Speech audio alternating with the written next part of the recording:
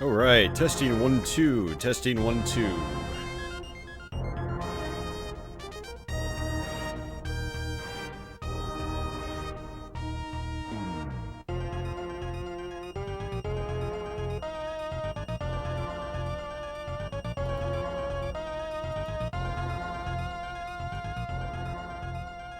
Alright, testing again. Looks like we already got Solid Nate in the chat.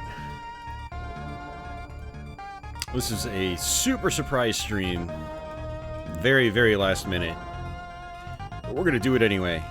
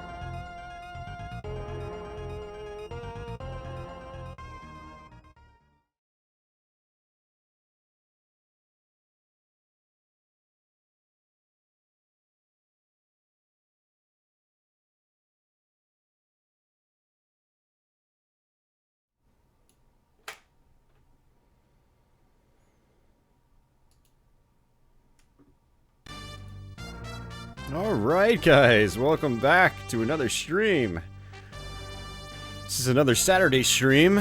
I wasn't sure if I was going to stream tonight, and, you know, it's been kind of a busy day for me today, actually, and, but I've got some time, and, I actually recently just received my Japanese copy of this game, and I finished it on Twitch a couple days ago, so we're going to go ahead and run through it again on YouTube. We tried this a few weeks back. I was using a flash cart, and on my flash cart, the ROM has an issue with the save and load system. When you would load your game, the game would basically just glitch out and crash completely. So that was going to make getting through the game pretty much impossible, because I have to save my progress in this game. I do die a lot in this game. It's that kind of game. So after that stream, what I did is I went on eBay, looked for copies of the game, and found a Japanese copy for $4 after shipping from Japan.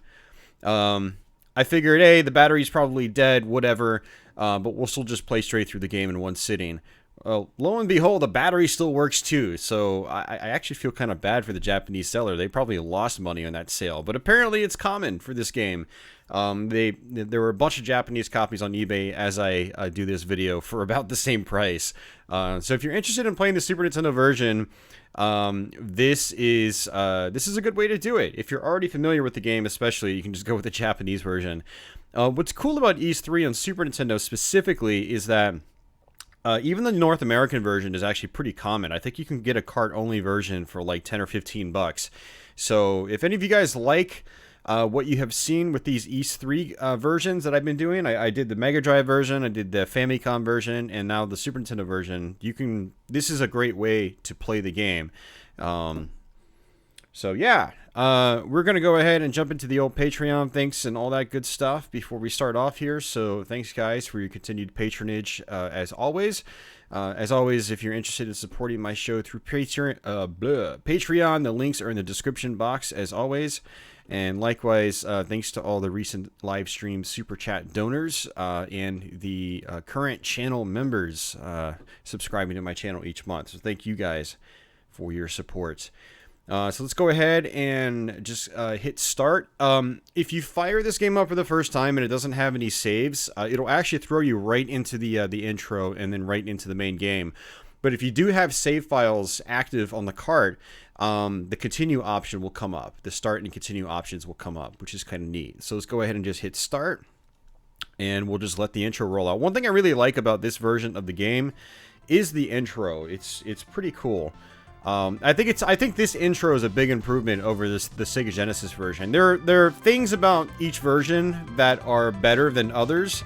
So one of the things in the Super Nintendo version that's better than others is the intro and the ending as well. So that's pretty cool. But yeah, we'll just let this roll out. Hey, Society of Sin, Ninja Gaiden Pacifist run next, right?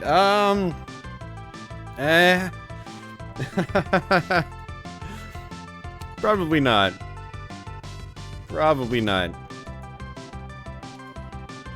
I mean, never say never. I mean, I might actually try that sometime, but that's gonna be tough.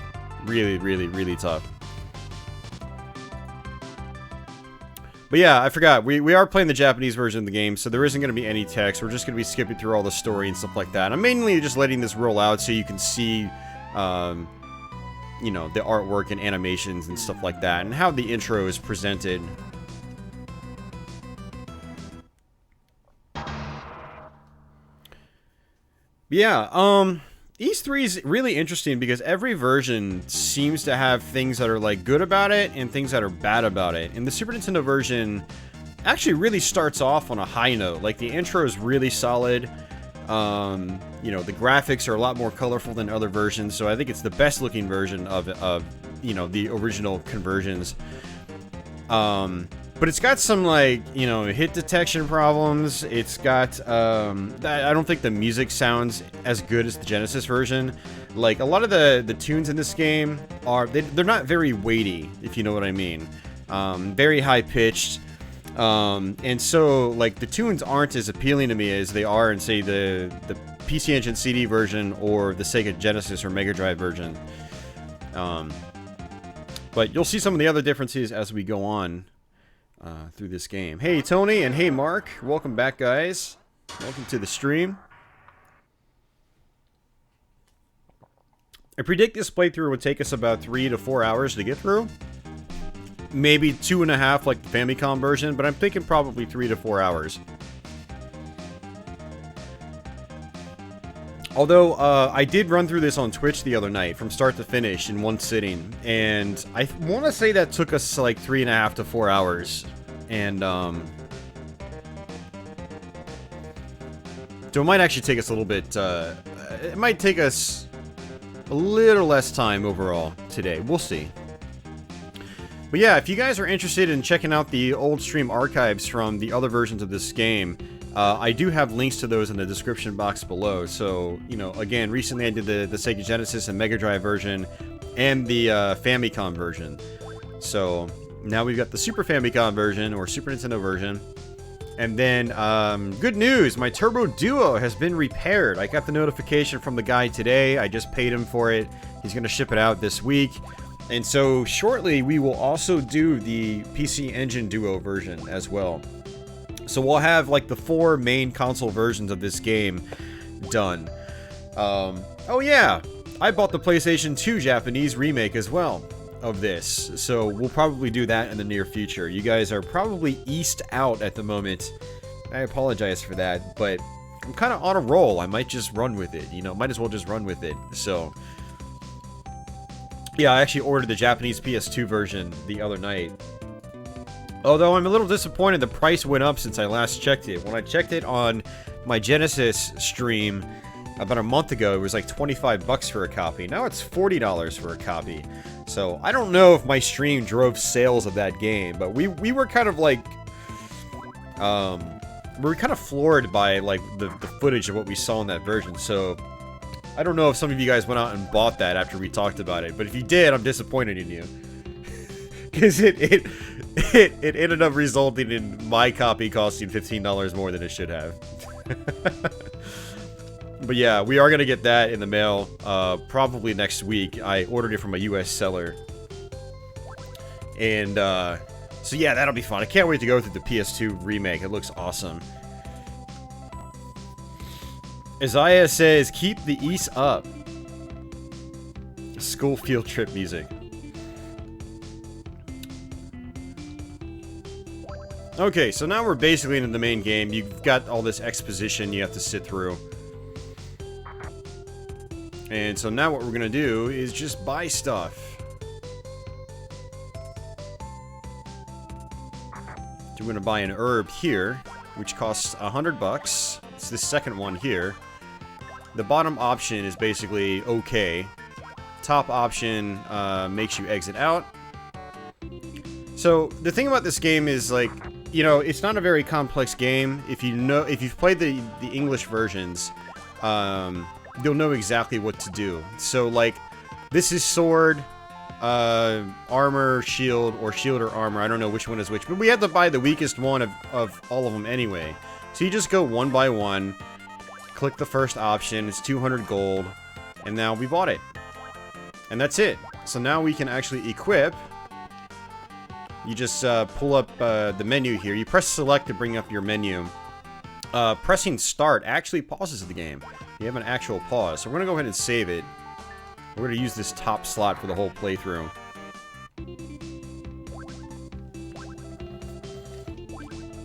And basically we're going to go to the mine.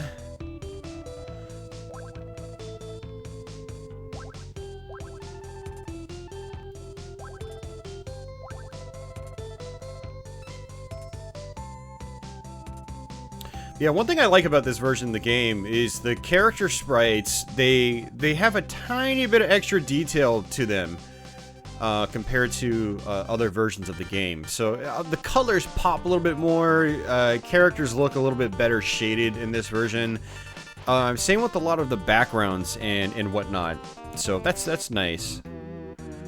One thing that's also nice is the grind in this game is not nearly as bad as it is in like the Famicom or the Mega Drive versions. Enemies just respawn very, very quickly in this game, whereas in the Mega Drive version, you have to wait for them to respawn. In this, there are just very specific trigger points. So like, you know, one of the trigger points for these guys is just like right here. We just push the screen, bam, they're back. It's just so easy. So, just like in the other versions of the game, we're just going to grind out in the beginning here. So, East 3, like some other games in the series, is very grindy. And it sort of like artificially like pads out the game's length. But that was fairly typical for this kind of game back in the day. Also, just like other versions, when you go outside, your health gets refilled. I noticed that the first few level ups as well in this version actually come a lot faster than other versions of the game. So I think this first one is 100 experience points. There we go. Now we're already killing these flying guys in one hit.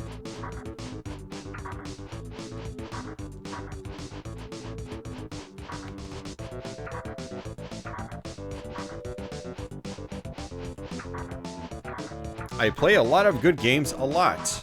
Thank you. Says Society of Sin.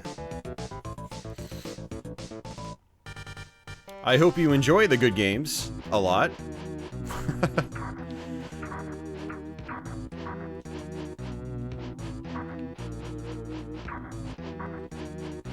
So how's everybody doing tonight in chat? I know we're probably not gonna have as many people tonight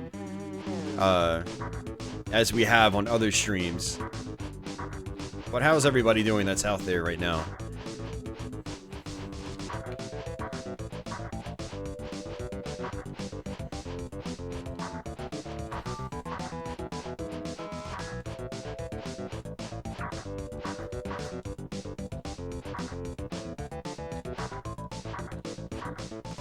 I'm actually thinking about, because my Turbo Duo repair was not nearly as much money as I thought it was going to be. I'm thinking about going out and buying another Nintendo Switch tonight. I sold mine, close to a year ago now, because there just wasn't a lot out on it. And it was mainly just collecting dust, but now there are a bunch of games I want to play.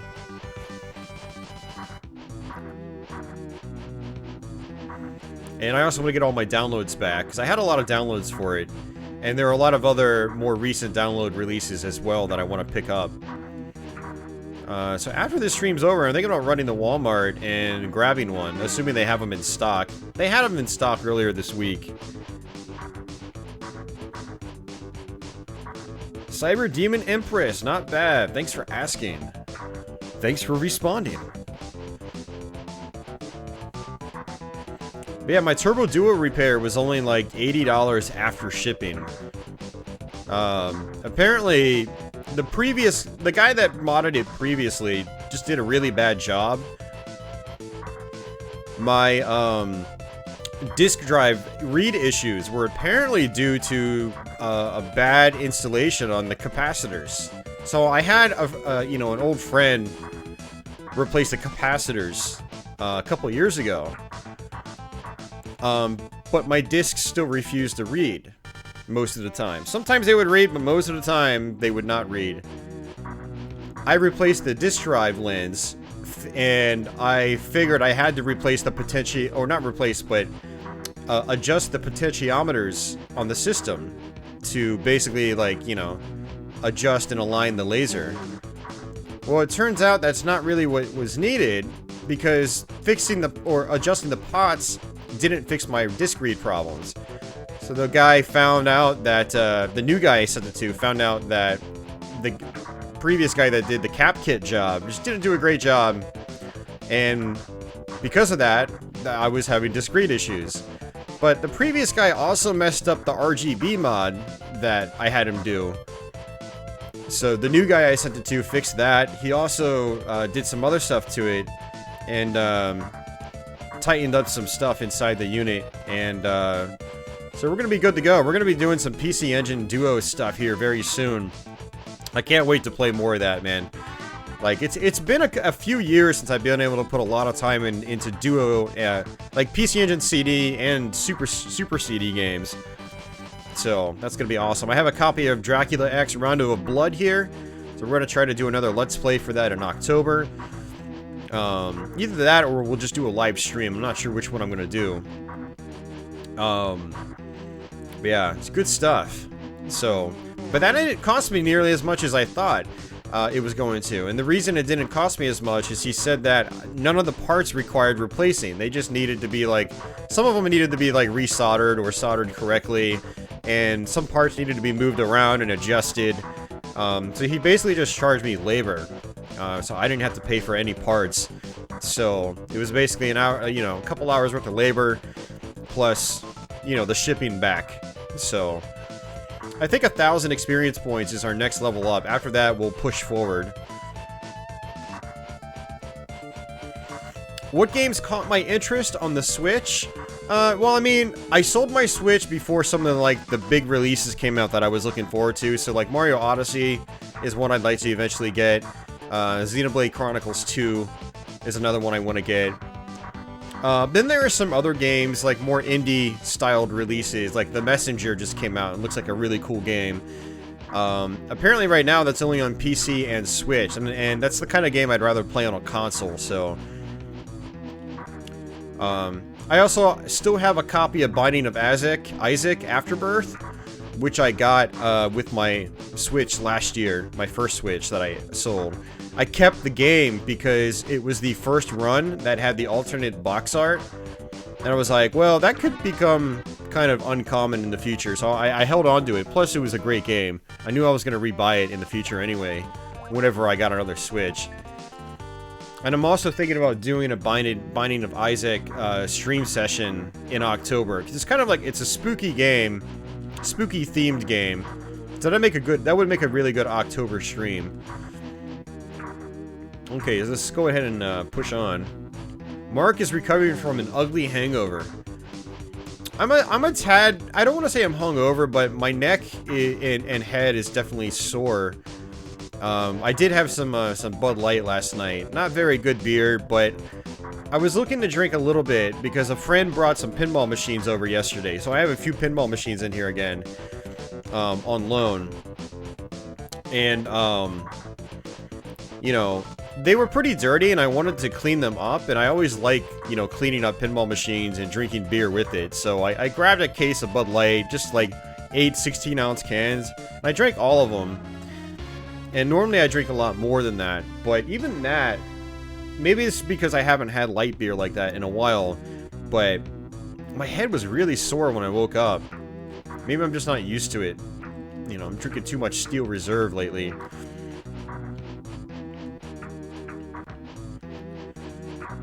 So let's go ahead and go to 2,000 experience points. I think that's going to be our next level up. And some of these first bosses are actually relatively tough. Some, not all. Actually, I think this first one's going to be really easy.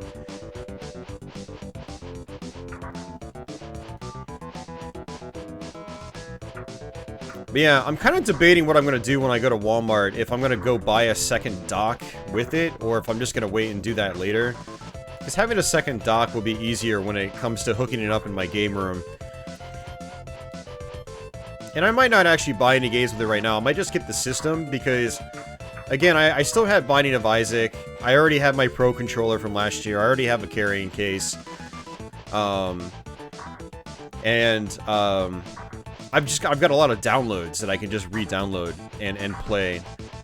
And then I'll buy the games I want slowly. And now that the Switch has been out for a while, I can probably get a lot of them used as well, which is nice. Fan of Keith Courage. The TurboGrafx game? Not really a big fan. No, not personally. Alright, let's check out the chat real quick.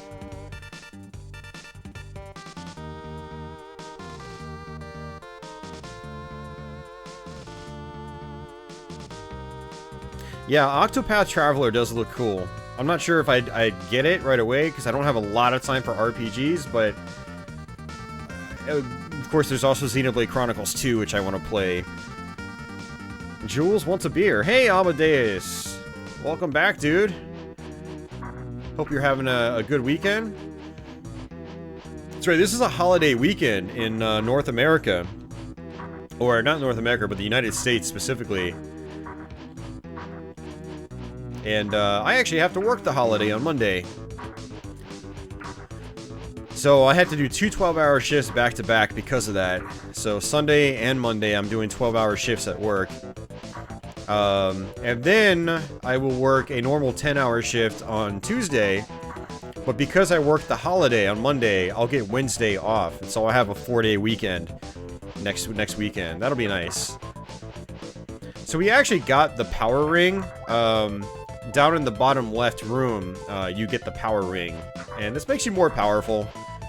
But it uses up ring energy, which is, you know, ticking down over there on the bottom right. But it's allowing me to kill these guys in one hit now, which helps out with, you know, grinding out and trying to level up and whatnot.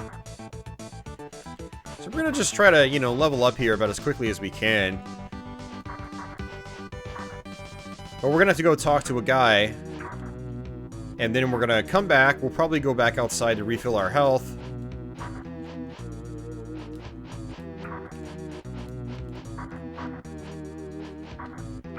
Yeah, this is, you know, one of the things I really like about this version is just it's so much easier to grind. We'll actually be at a max level much earlier in the game than we would be in other versions. And that just, you know, for someone like me that's just kind of like trying to power through the game, it makes it a lot less tedious to play. Now, there are some other downsides. Compared to the Mega Drive version and the Famicom version, I do feel like this version is a little more challenging at later parts of the game. The final boss in particular is more difficult. And there are a couple bosses over the course of the game that are much more difficult too. A couple, not all. There are a lot of bosses in this that are just going to be a cakewalk. But there are some bosses I fought that were a lot more tricky in this version than they were in other versions. So let's see what our next level up is. It's 4,000. Yeah, so we're not going to keep grinding here. We're going to go ahead and progress on.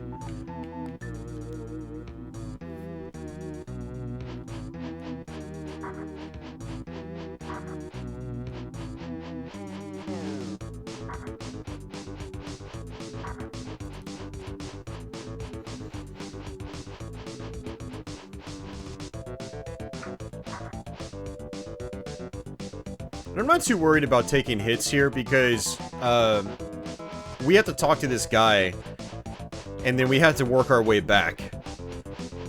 And then once we work our way back, we'll go back outside, get all of our health back. Oh, Dead Cells is on Switch. I think Dead Cells is on other consoles too, though. Although I could see me getting that on Switch. Maybe. Because I like the Pro Controller quite a bit.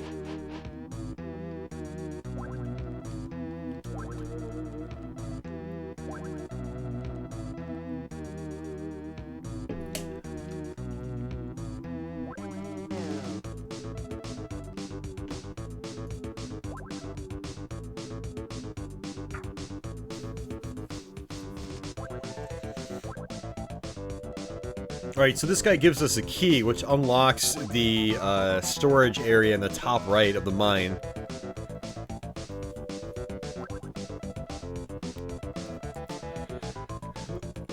You're on call tonight, but playing some PS4. Nice, man. My buddy Adam came over, and we streamed on Twitch for a few hours. We actually played some PS4. We played a lot of Amplitude. We just passed the controller back and forth, and then I got him to play Nex Machina for the first time. And he was like, I'm going home and buying this the second I get home. So that was pretty cool to see. Hey, Chetty, how are you doing, man?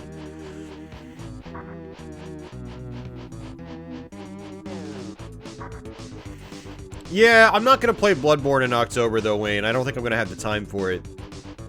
But it is something I want to do eventually.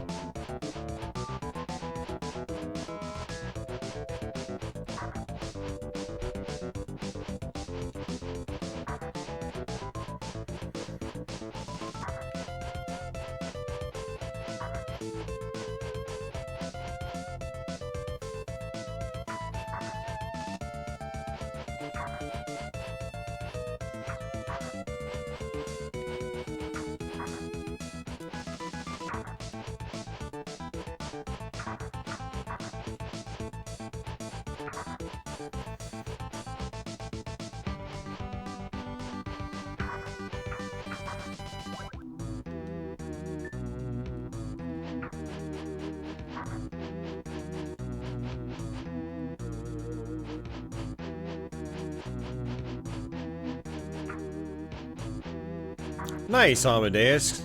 You know, I wanted to get a PS4 Pro, but at the time that I ended up getting a PS4, I didn't have any actual money, really, to spend on something like that. I had gone to Starland to trade in a bunch of games, a couple $100 worth of games. And as I was doing that, a guy was there trading in, like, a minty, almost new PS4 Slim. He had bought it, like, a month prior. So I ended up, you know, buying that secondhand. It had the box and everything. And that's how I got my PS4. I was not planning on getting a PS4. Because I didn't have the cash, but that trade-in allowed me to get one.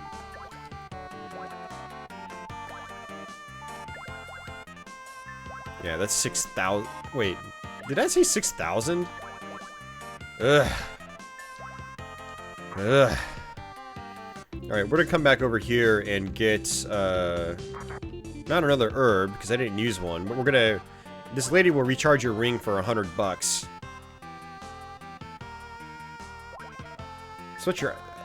the last 3 hours cleaning your house and recycling crap.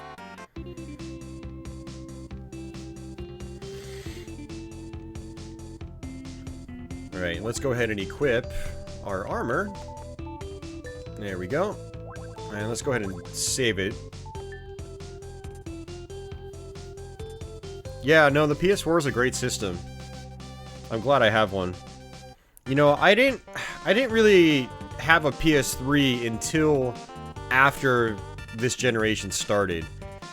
And I got a really good deal from a friend on a PS3, which is how I got one. But even when I got that deal, I still barely used it. You know, I have about 7 or 8 games for it, along with a bunch of digital downloads, but I barely put any time into the PS3. It's like, and I almost feel like I'm never gonna put time into the PS3. PS4, on the other hand, like, I'm really glad I have. Like, every time I play it, like, it feels really good. The games on it that are exclusive, that aren't on the other systems, are really nice to have. Yeah, so it's great. You know, it's easy to see why it's the most popular system on the market right now. Let's actually save this outside here, just to, be safe. Save to be safe. Alright, so we're gonna use the power ring here.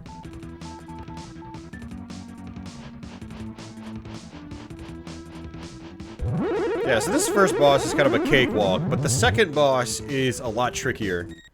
But one of the reasons the boss is tricky is because the hit detection is quite wonky. And there's a better sword.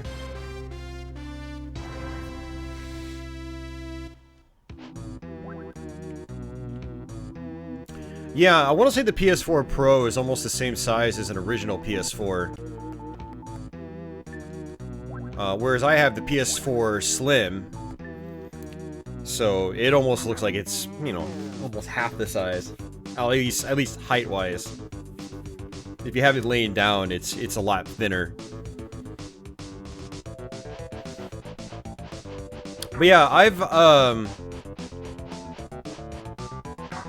you know, I've had an Xbox One on and off since launch. I've had multiple Xbox Ones now. So that's been my main modern console. Before that, my main modern system was the Wii U.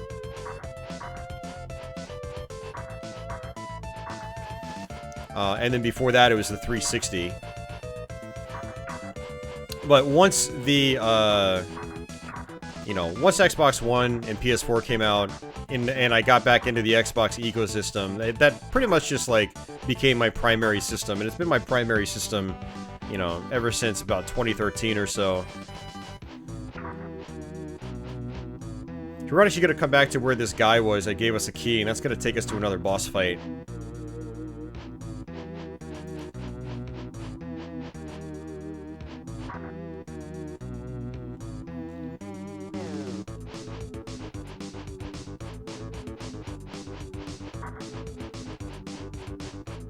Oh, sorry to hear that, Mark. Yeah, it sucks having to sell stuff, man. I've had to do it a lot.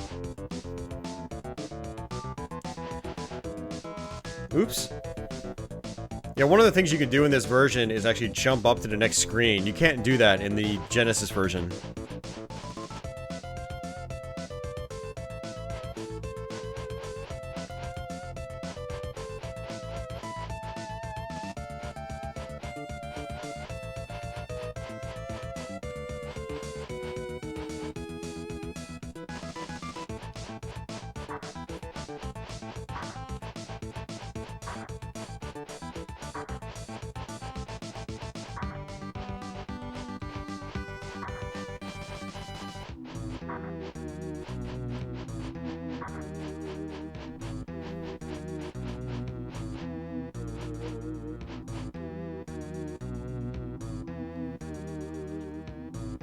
Alright.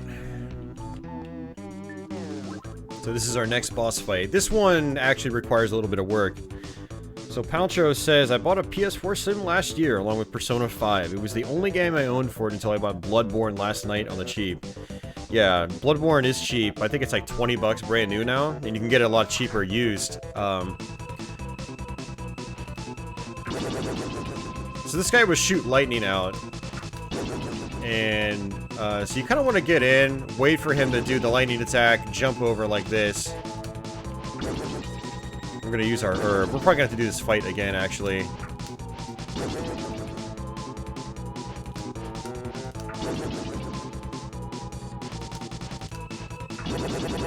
Oh, no, we're fine. Okay. It's almost like every other hit actually hits.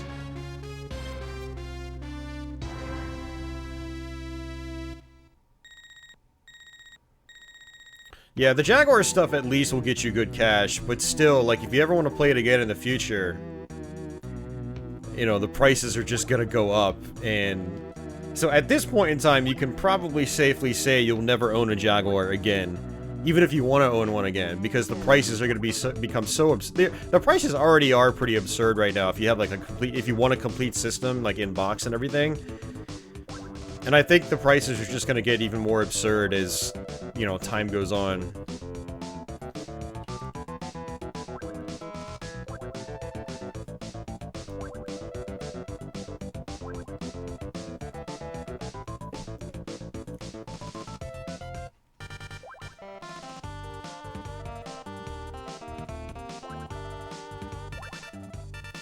Alright, so this next place we're going to go to is the ruins, and that's where we're basically going to spend the most of our time in this playthrough. We're going to be grinding out in the very beginning of it, and we're going to be grinding out a few rooms later. And after we're done with this place, we're pretty much going to be maxed out on our levels. I think Best still has them, Amadeus, but I think they want something like $400 or $500 for them now. It's pretty ridiculous. Or $600 maybe, something like that. I mean, actually, they might be sold out. I haven't checked in a while. I don't know if I've checked this year. I checked last year.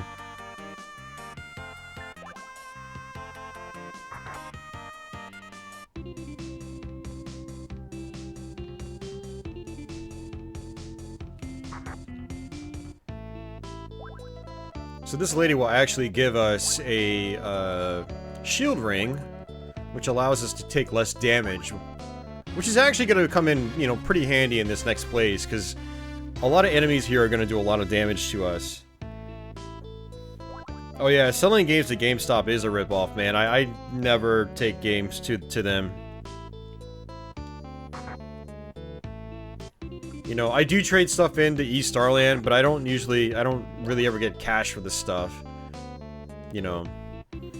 But the best way for me to make actual money from my games is to sell them on, you know, message boards online.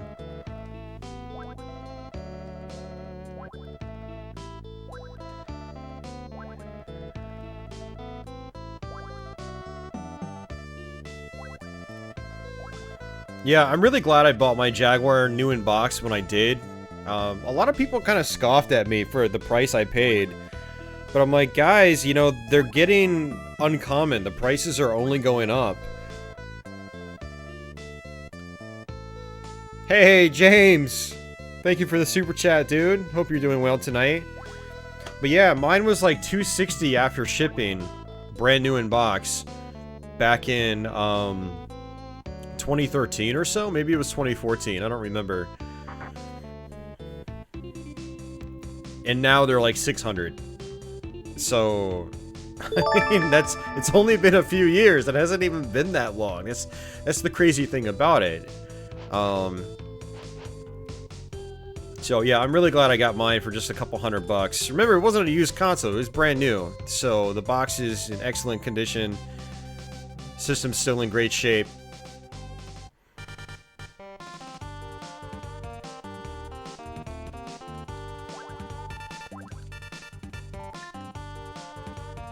Alright, here we go. So let's go ahead and use the shield ring. We're gonna go ahead and just grind out on these guys.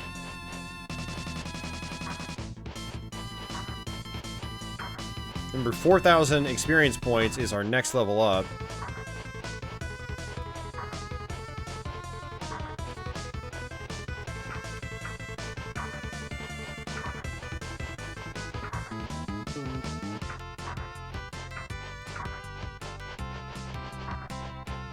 Awesome, James. Glad to see you're doing well, man.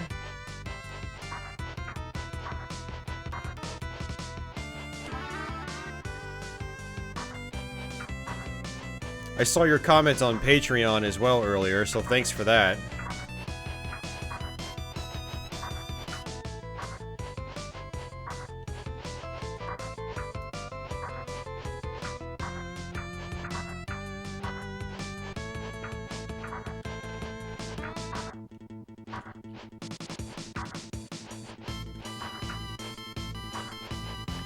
So, you know, Adol in this version is actually kind of funny because, or Adol, is look at how fast he attacks when you attack vertically. That's one thing I commented on when I did the Mega Drive version of the game. So the rest of the attacks are about the same as they are in other versions, but the vertical attack is just crazy fast in this one.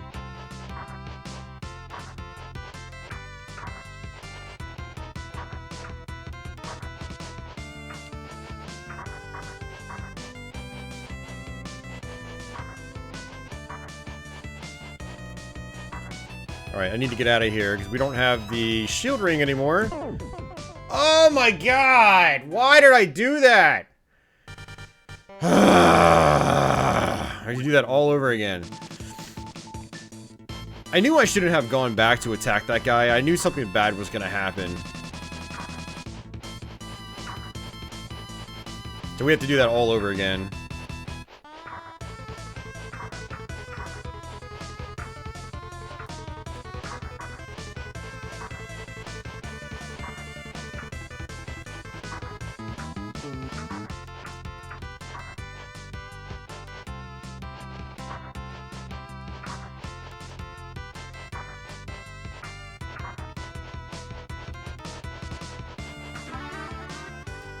There's our level up.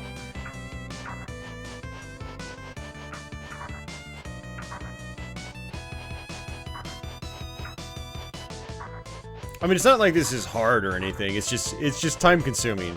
And that was just time I wasted. That's kind of how I look at it. I also feel extra stupid because, like, I was able to avoid it completely, but I decided to just go back and try to fight those guys. Just for, like, one last bit of experience before I head back outside. And I died. And lost everything as a result.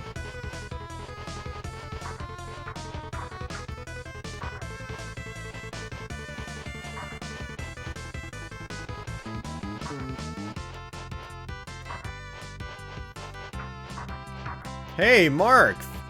Dude, thanks for the super chat, man.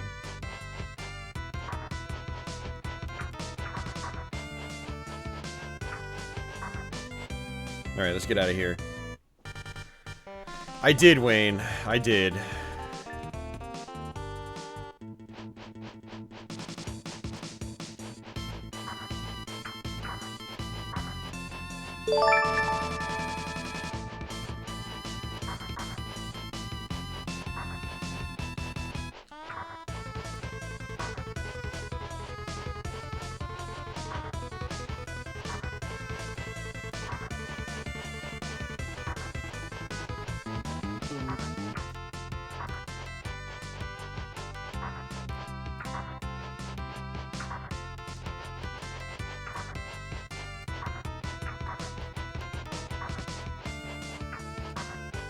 Yeah, what you'll find in this game is that you die really, really quickly if you're not careful.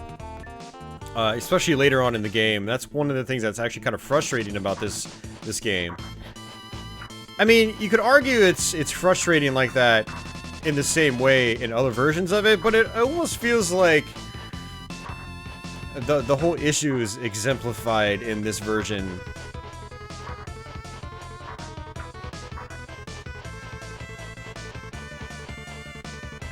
Like, you'll just accidentally smack into an enemy, and bam! There goes a third of your health. So every time we come back outside, I'll go ahead and save it.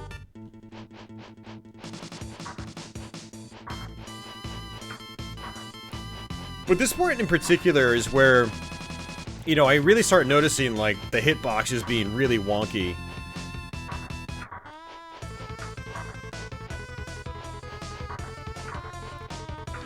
And, see, one of the things about Ys 3 on Super Nintendo, and other versions are the same way too, is you can't treat enemies in this game like you do in normal side-scrolling platformers. Like, the hitboxes are vastly different. Like, I'm not even gonna bother with him, see? I didn't want to make the same mistake twice.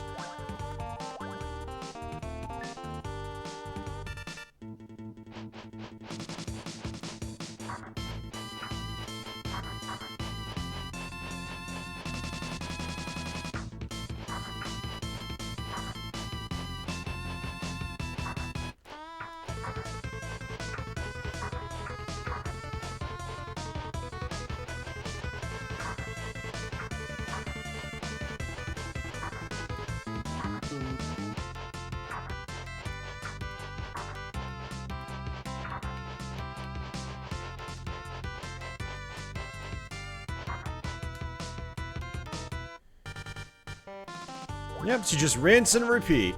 Rinse and repeat.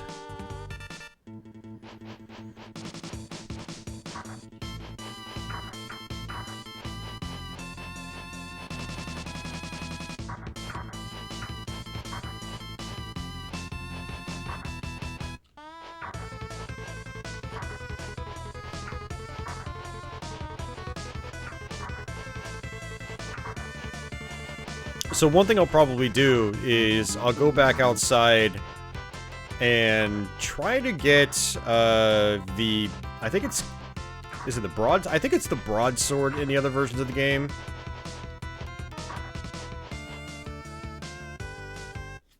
Ragna Blaze, how's it going?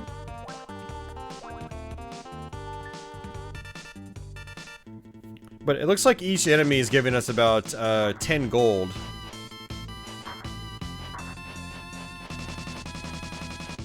So it's still going to take us a while to get up to 8,000 gold, which is what that sword costs. But it's the sword that you really want to get. I mean, you pretty much want to get everything in the shop if you can, preferably. And the earlier you get it, the better.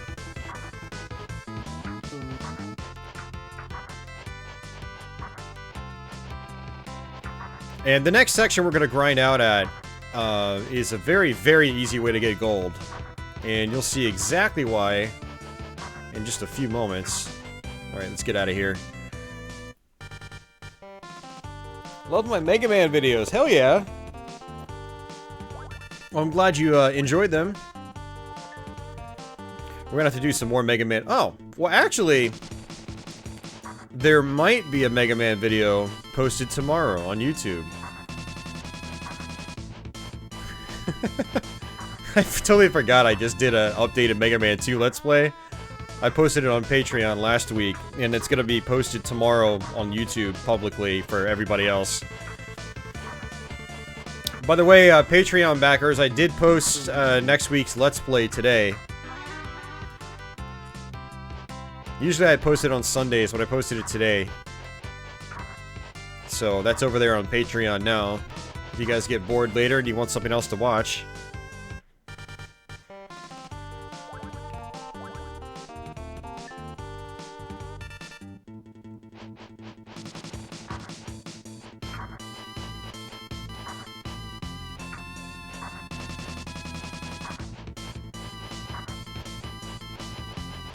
Alright, I want to say 10,000 is our next level up.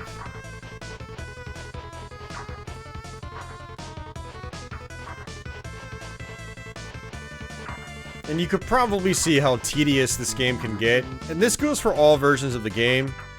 But it's less tedious in the Super Nintendo version because, again, you can really control, like, the spawning of the enemies. In the Genesis version, you couldn't. Like, you know, you'd try to figure out where enemies spawn at, and you'd go and you'd try to trigger them, but they just wouldn't come out. They just kind of come out on their own accord. which is frustrating.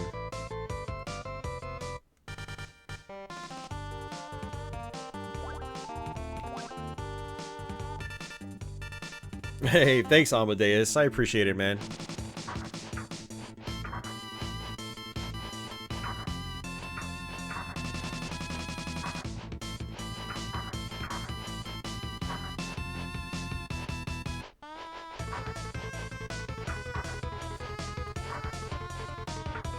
Alright, so once we get this next level up, we're gonna go outside.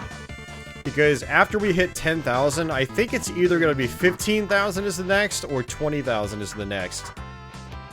So it's gonna start taking a lot longer to level up.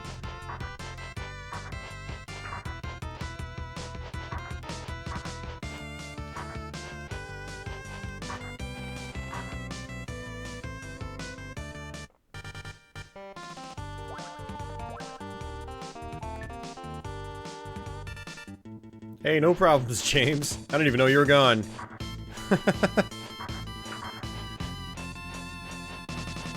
But welcome back. Hope you guys are enjoying some Saturday stream action. It's nice that we can actually play this game. Again, we tried this a few weeks ago. And I didn't know that using a ROM on the flash card, or an emulator for that matter, would basically break the save and load system. Okay, let's go ahead and get our health back. Status? Yeah, woo, yeah, 20,000. I'm pretty sure in the Mega Drive version, it's like 10,000, 15,000, 20, and then it goes 20, 30, 40, 50, whatever.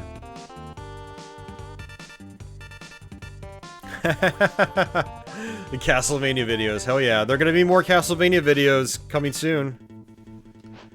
You are a little late, Carlos, yeah. Yeah, we started about an hour ago. The stream started about an hour ago. The gameplay probably started about 40 minutes ago.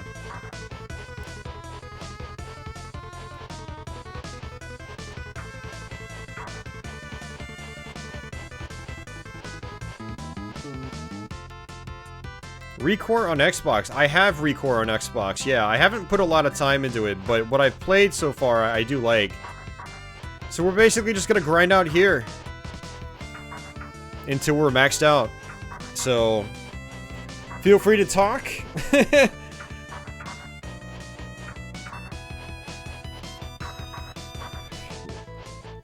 Oh, that's funny, Nate. Assault gun for ants. Or insects. That's great.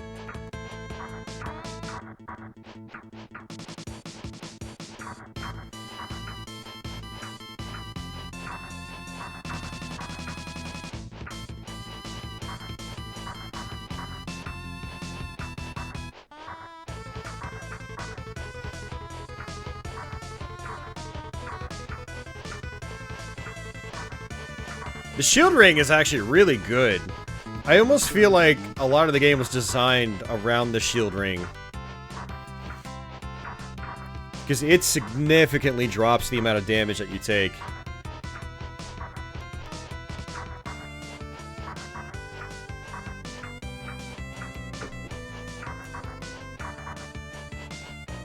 Yeah, Wayne, that's the idea.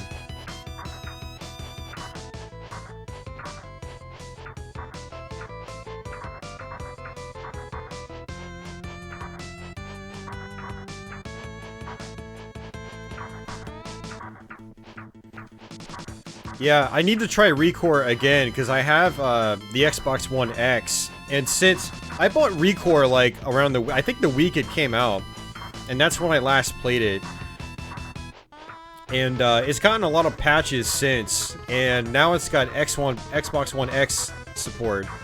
So it should have better frame rates, higher resolutions, maybe up to 4K. Not that I have a 4K display, but it is an option. Okay, let's go ahead and use... Oh! Ooh, that's not good. I thought I had an herb. Okay, well this is gonna be tough. We're just gonna Yeah, this is gonna take some trial and error. One nice feature about this version is that, when you get a game over like this, it automatically reloads your last save game. Other versions of the game take you back to a menu, which is kind of irritating. Ooh, see, look at that crappy hit detection, man. We were well through the guy, and then we got hit.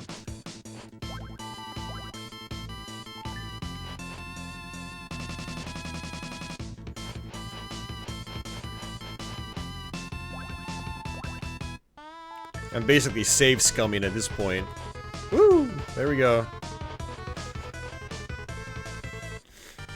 We're gonna go back to town and buy an herb. And we're gonna recharge our ring as well. Yeah, Recore, it seems like a really cool game to me. Like, I really enjoyed what I played of it.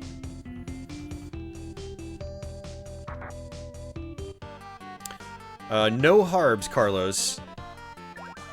Alright, let's just go ahead and buy that sword. Bam. And let's get out of here.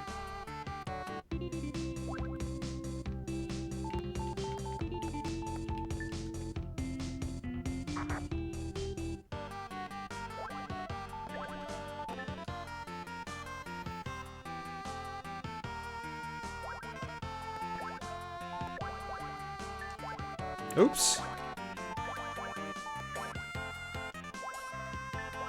Alright, there we go. And let's go back. Let's go ahead and equip our herb. Yeah, so what I plan on doing is going back, grinding out on the birds, using the shield ring, and then having all my health deplete, and then use an herb right at the end. It is the Japanese version, Carlos, yeah. Yeah, I was trying to get a copy of this game as cheap as possible, and the Japanese version was way cheaper. I mean, well, granted, the North American version is actually still really cheap, believe it or not. It's like $15, I think, for a you know, a loose cart. Well, the Japanese version was $4 for a loose cart. You know, so over a $10 difference, and that was with shipping included from Japan.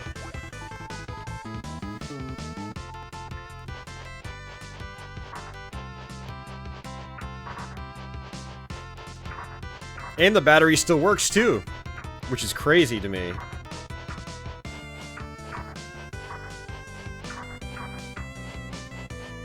Yeah, I mean, and since I know exactly where to go and what to do as well, like, it doesn't really matter for me. And the PC Engine CD version, I actually have the Japanese version of that as well. So when I play that, I'll know exactly where to go and what to do. I don't need to know Japanese for it. Or I don't need it to be English.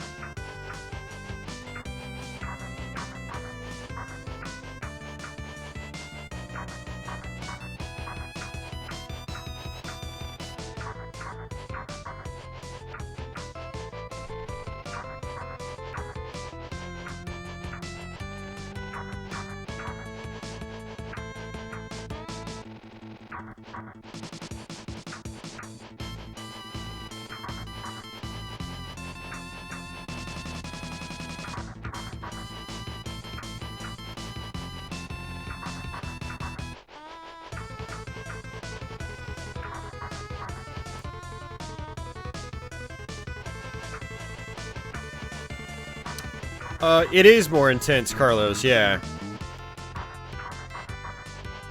But it's fantastic for leveling up quickly.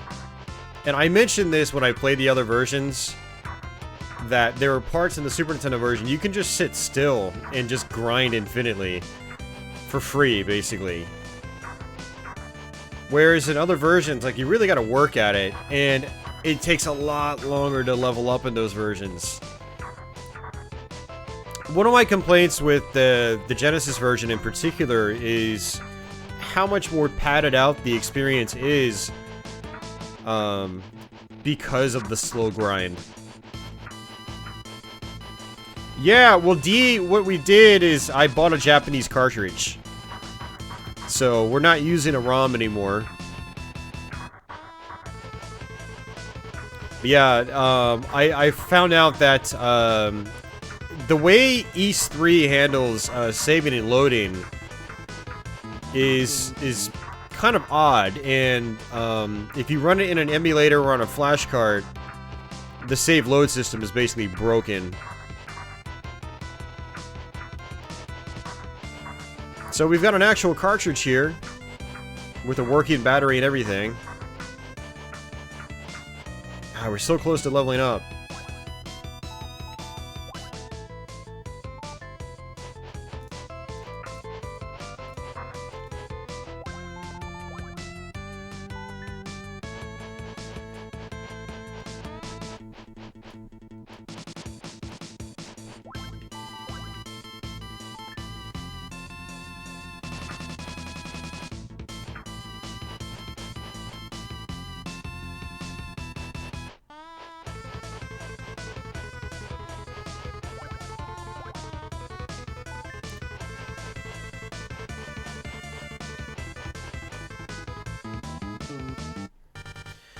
Alright, let's just grind out right here.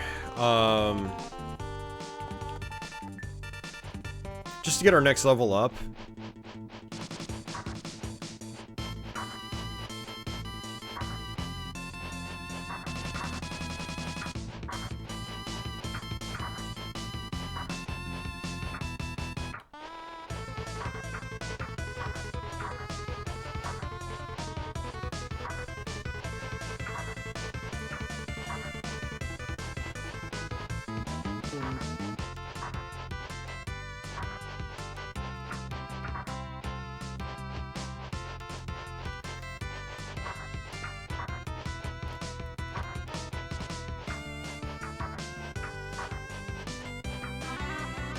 There we go. Cool, we're killing these fire guys in one hit now.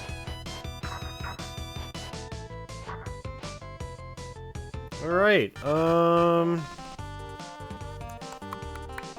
to figure out how I want to do this. We'll go back to the birds and see what we can do.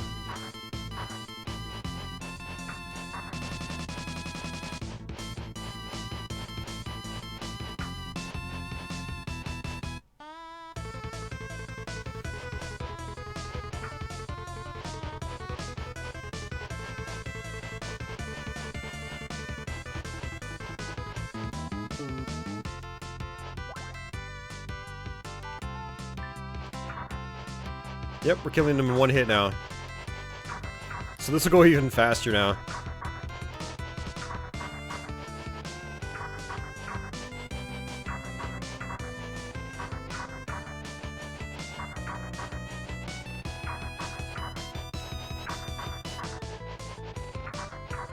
So how's everybody doing? I'm basically just gonna be sitting here for a while like this.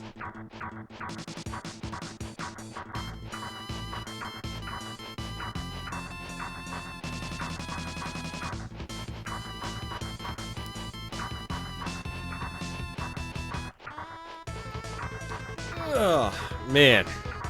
I'm really tired today. I wasn't sure if I was gonna stream, but I was like, I've been doing Saturday streams now for probably at least a month or a month and a half, like on a weekly basis. So I kind of didn't want to let up on that. I mean, it is good to give myself a break because, you know, when I stream on 2 of my days off, like, it really feels like work. Like, when my weekend hits, it should be relaxed time for me, but instead it's work on YouTube time. And lately I've been feeling like, you know, I've been sort of working at this a little too much and not taking enough breaks. But I also feel weird doing Saturday streams on such a regular basis and then stopping for a week.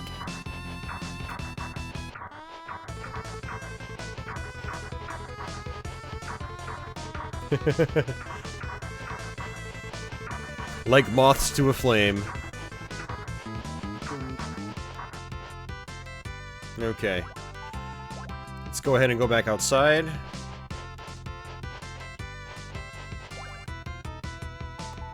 Let's go ahead and unequip that.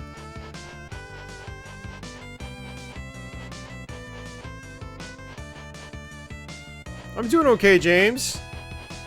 Aside from being tired. Yeah, this playthrough is actually going a lot faster than it did on Twitch a couple days ago. Yeah, so after my Thursday stream this week with Brandon, when I came home, I fired up the Super Nintendo. Actually, no. I actually came home, recorded my Let's Play.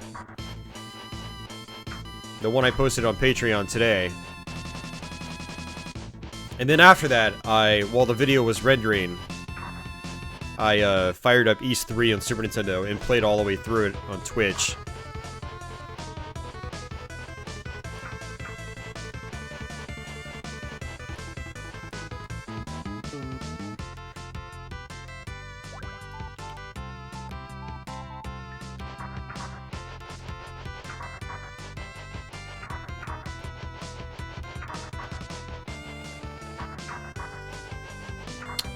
Yep, we did end up doing Doom, Carlos, and I know you like Super Nintendo Doom a lot, so I know that probably made your night. And I was gonna redo that sometime soon anyway, so it ended up working out.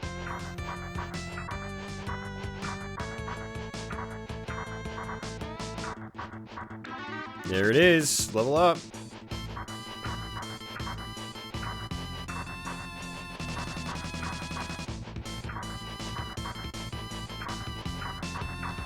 How many of you guys out there have actually played this game before? Are you guys familiar with this, or is this all new to you?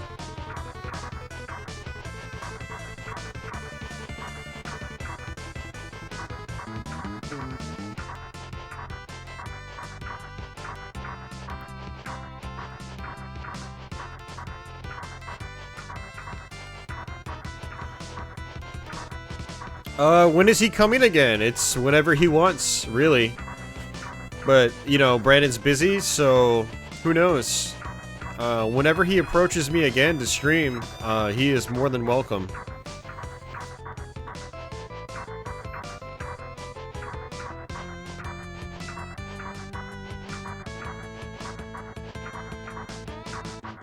You know, it'd be great to have him on to do stuff like Super Mario 64 or Zelda Ocarina of Time, because he's good at those games.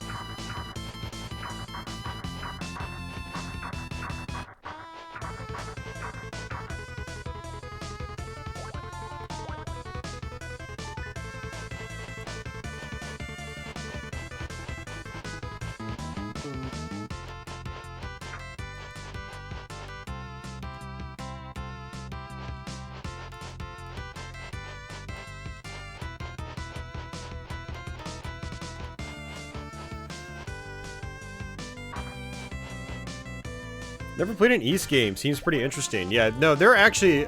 It's a really, really fun series. This is probably actually one of the weakest in the whole series, believe it or not. It's the only one in the series that is actually side-scrolling. All the others are top-down. More like, you know, Zelda. And they're a set of action RPGs. They're much more focused on the action than the actual, you know...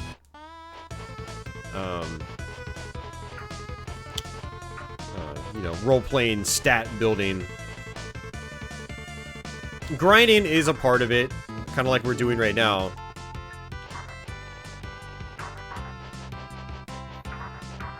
But the newer East games in particular are very, very focused on the actual combat.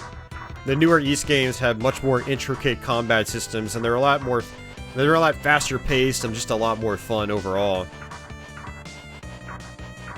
You know, for anyone interested in getting into the series, I highly recommend checking out some of the newer games. From Oath and Felghana and on, basically. Yeah, the first East, the very original, came out for Master System. That was one of the systems it was released on. It was also released on the Famicom in Japan. And it was also released on various computers back in the day. And it also came out in North America on the TurboGrafx CD as East Books 1 and 2. So East 1 and 2 were released on one package on TurboGrafx CD.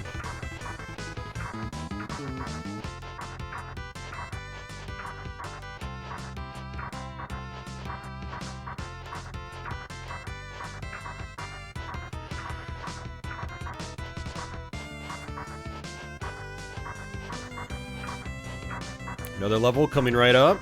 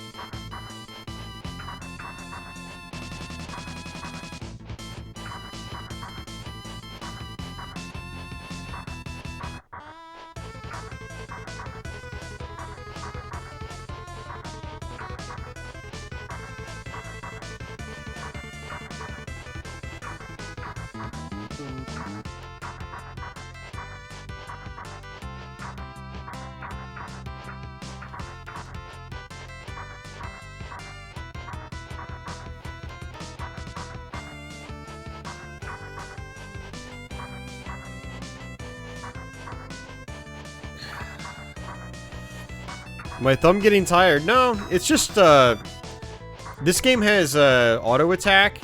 You just hold down the button and he just keeps swinging.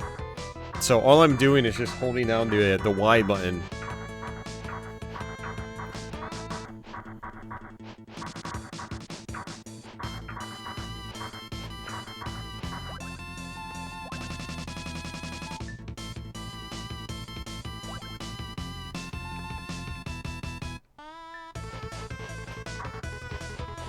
Oh, we're killing these guys in one hit now. Look at that. Nice.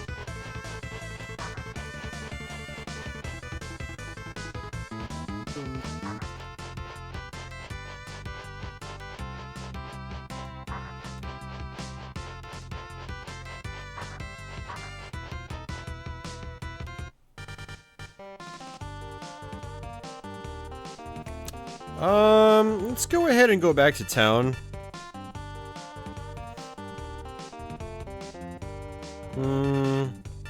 Yeah. We'll go back to town. We'll buy a couple things. We have enough money to buy, I think, the best shield in the game, which is like $12,000. And then we have enough for the $6,000 armor as well.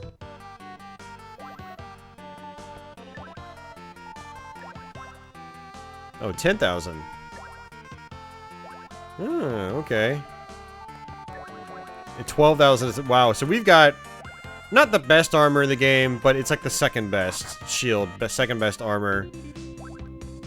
Very nice. So look, we just...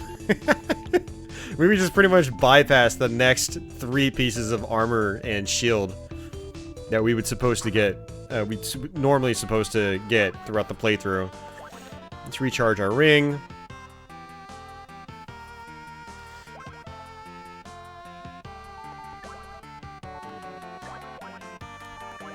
Yeah, I don't know if this is actually the weakest. I've heard it's... I think it's Ys 5 on the Super Famicom, people have said isn't very good. So it's entirely possible this is, you know, a better game than that is.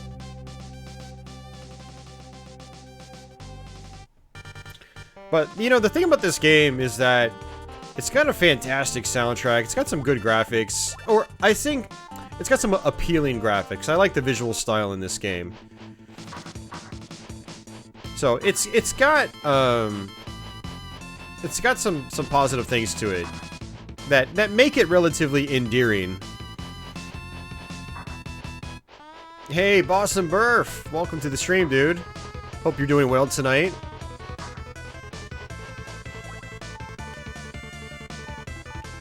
Go ahead and use that shield ring. My Japanese is terrible. I know absolutely zero Japanese.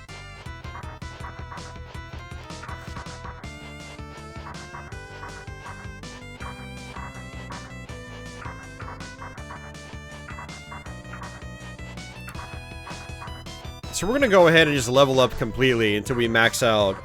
The max level is like 65,535 or something like that.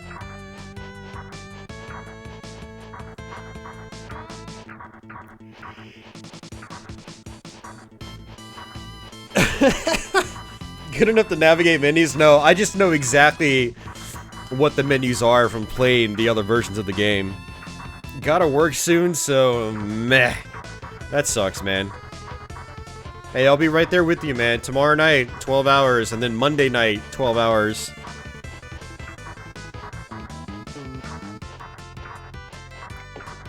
Welcome back, Carl Jr. and Chasing Perspective.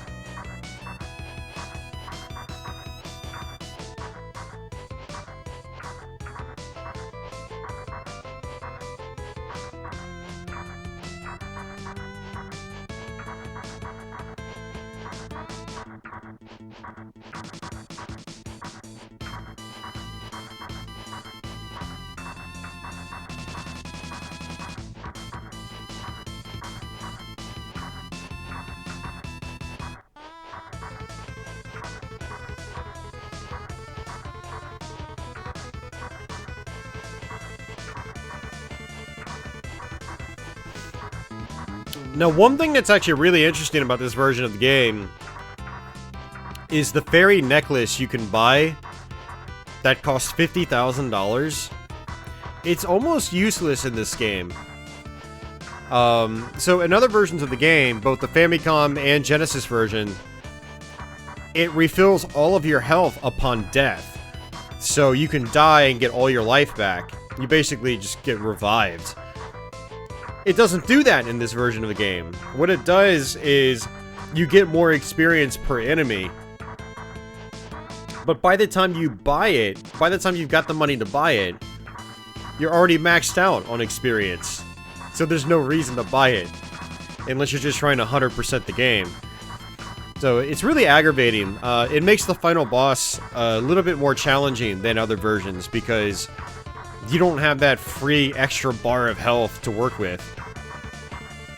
So normally you'd have your standard health bar by the time you get to the boss, then you'd have an herb, which refills your health completely, then you'd have the fairy necklace, which refills your health again. So some of the later bosses in the game become more of a challenge. Like, you can't just tank the later bosses, like, you have to actually play them and fight them properly.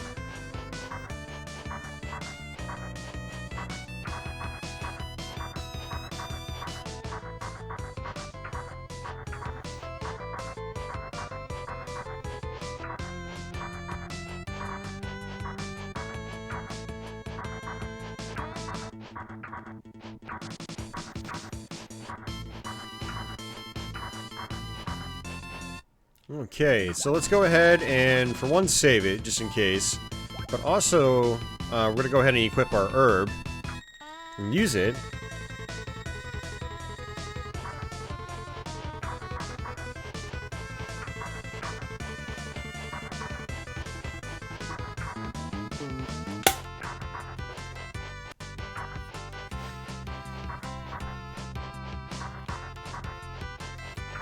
So in both the Famicom and the Genesis version of the game, we spent a lot of time grinding in this specific area, but we weren't maxed out on our levels in either version of the game.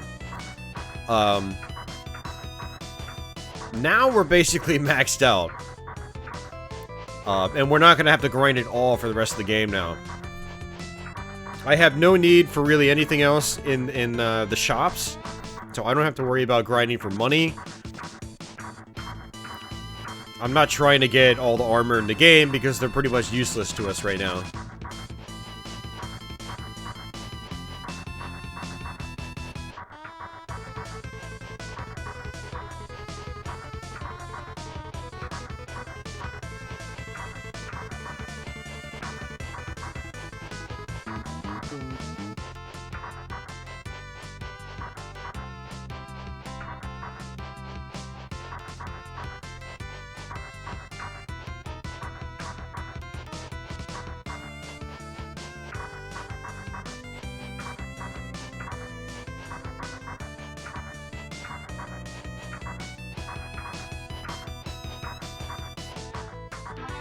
And there we go.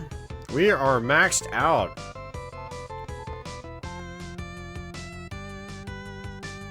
And I don't need to go back to get another herb because we're gonna get herbs in the fire cavern that we're gonna go to shortly, or the lava zone, or whatever they call it.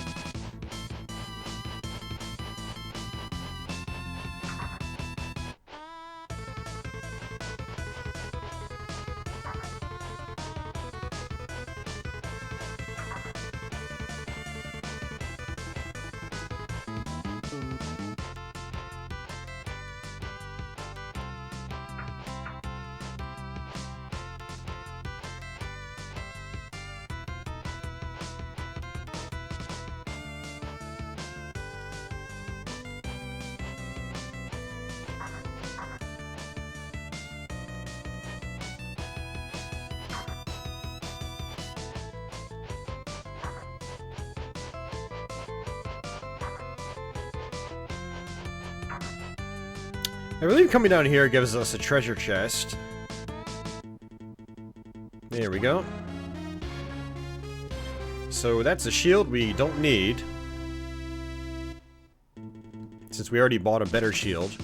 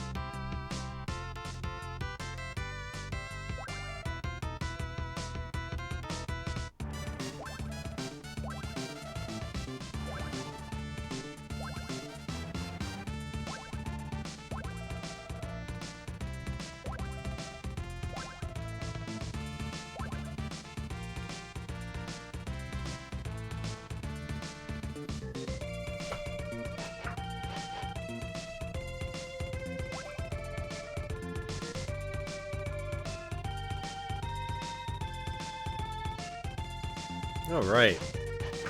Yeah, so even the cavern here has infinitely respawning enemies. You can just sit in the middle like this and just grind these guys too. Back in the day, this is where I would grind. But really, I think the ruins is the better place to grind. You get money faster with those birds, and your experience goes up a lot faster too. Plus, you don't have the fireballs coming down from the sky or the ceiling. So, the herb is up here in the top left. It's the only place in the game that has an infinitely respawning herb. And just to play it safe, we're going to go ahead and just use it.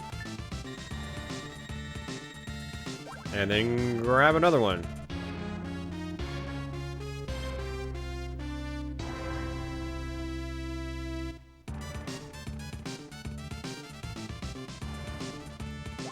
And go ahead and save it, just in case. So this next boss is going to be pretty easy. He's actually pretty similar to how he is in other versions of the game. Let's go ahead and... Nah, it doesn't matter. I was going to say, I'm going to use the shield ring to make sure I take less damage, but when you beat bosses in this game, almost every boss in the game will refill your health completely after you beat them. Not every boss, but most of them. Probably 90 to 95% of the bosses do it. So this is cool right here. This flame that chases you is actually a lot larger in the Super Nintendo one. In other versions of the game, it's just like really dinky. It's super tiny. It's like barely the size of Adol. You can only carry one herb, Carlos. You can only carry one of anything in the game. We're going to go ahead and use the power ring.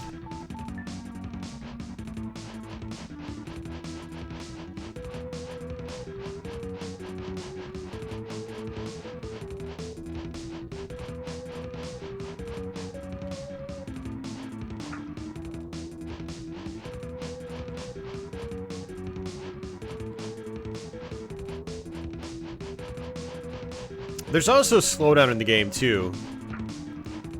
Mainly on boss fights. But admittedly, you don't really see the slowdown all that often in this game.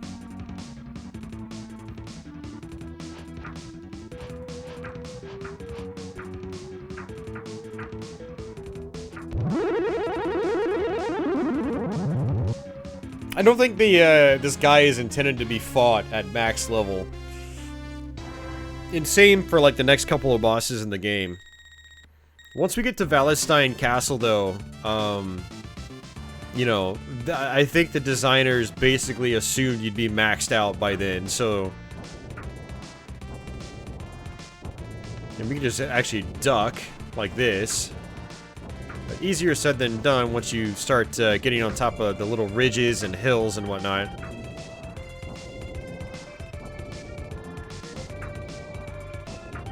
Yeah, I don't even worry about taking damage. I mean, it's not really a big deal. It does so little damage to me. It's just taking away 1 hit point and that's it.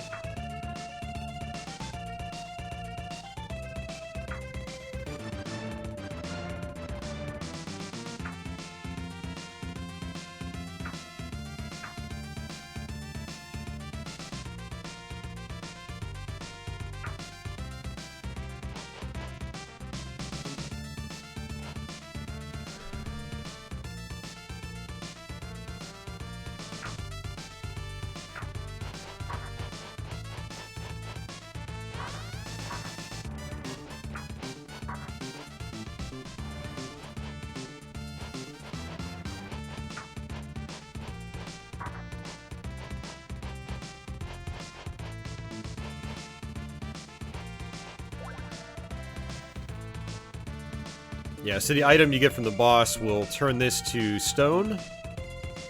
And you can just walk on top of it. And we're gonna have another boss here shortly.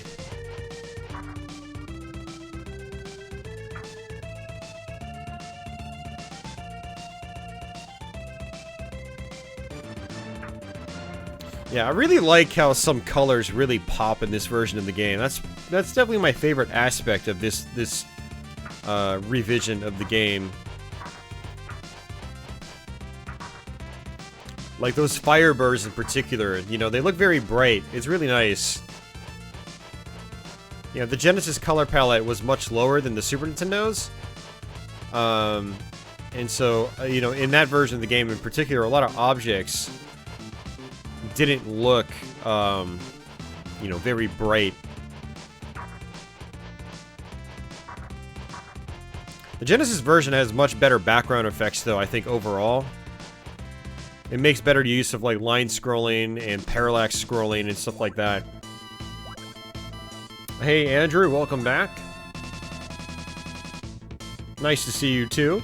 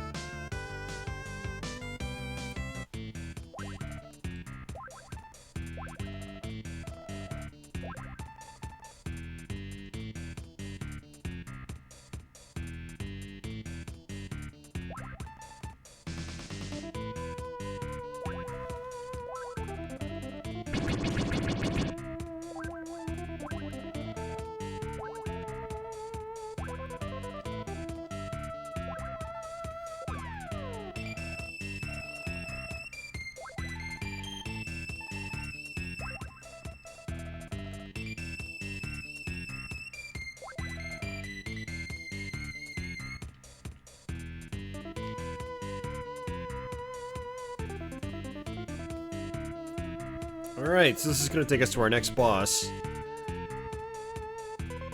And let's go ahead and equip, well, I guess the ring doesn't matter. We're going to run out anyway. Let's go ahead and save it. This is a really easy boss.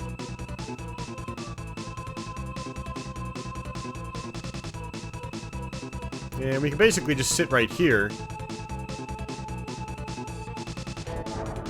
And just attack like this.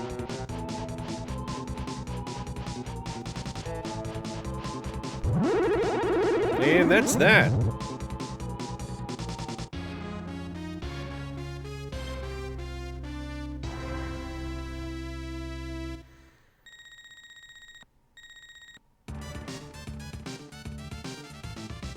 Alright, so after this place, we're gonna go back to the mine. And then after the mine, we're gonna have to go back to, or not back to, but we're gonna have to go to the mountain. And then after that, we'll go to Valestein Castle. And then after that, it's the end of the game.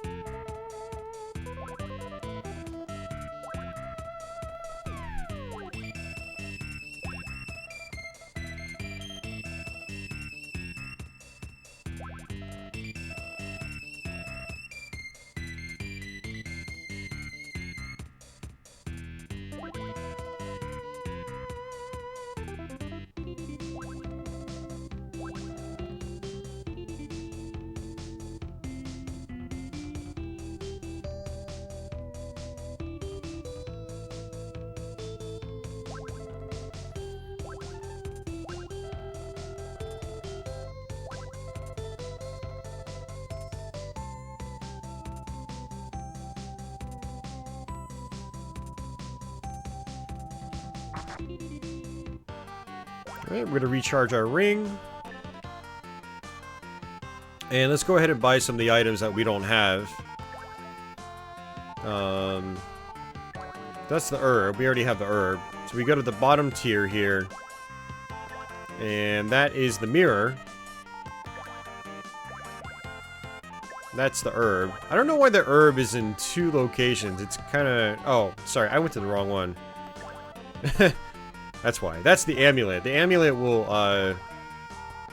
do good stuff for you. This is the fairy bracelet, which sucks in this version of the game. There's no point to have it. So we're not going to buy it. We don't have the cash right now, but we're not going to buy it anyway. So we have to come back and talk to what's his face? I guess the mayor. And he's basically gonna tell us to go back to the mine. And then we fight a couple bosses in the mine. And we get a couple items. Actually, I think it's just one boss on our second trip back. And he basically asks you, would you go? And you can either say yes or no. And until you say yes, he'll just keep asking you.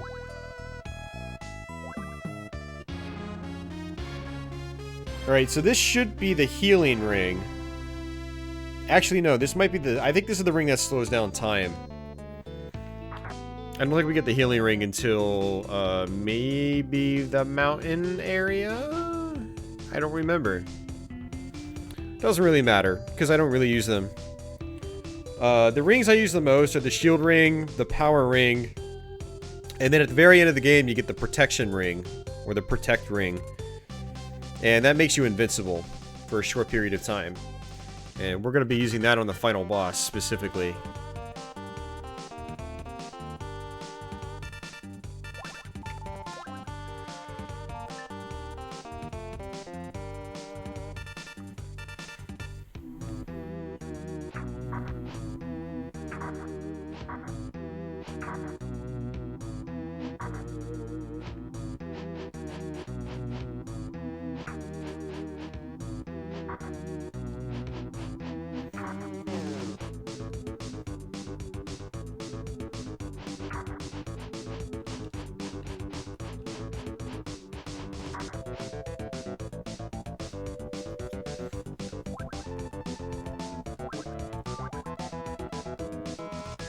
Alright, so here we go.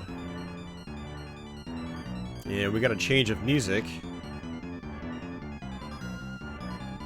So we're gonna sort of take our time here. There are a lot of enemies here that have really wonky hitboxes.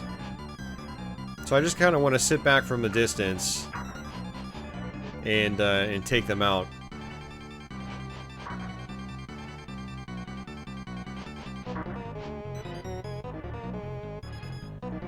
So this is actually where we grinded out on the Famicom playthrough to get our final levels in the game. So we come over here and get this item.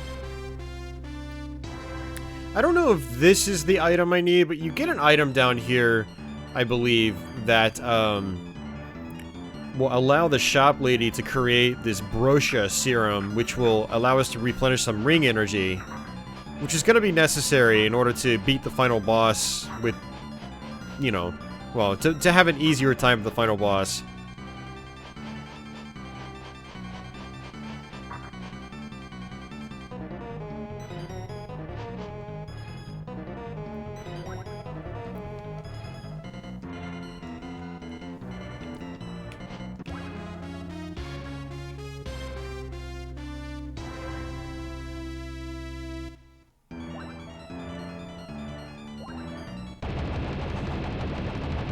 Alright, exposition time.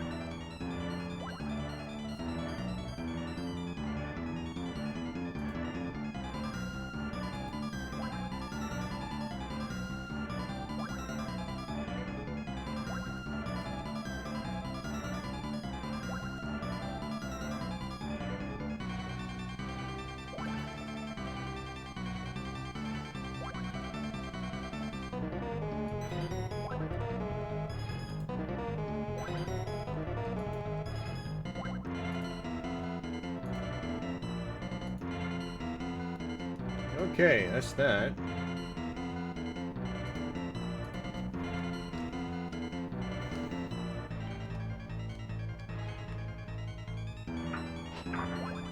Good time to save it, too.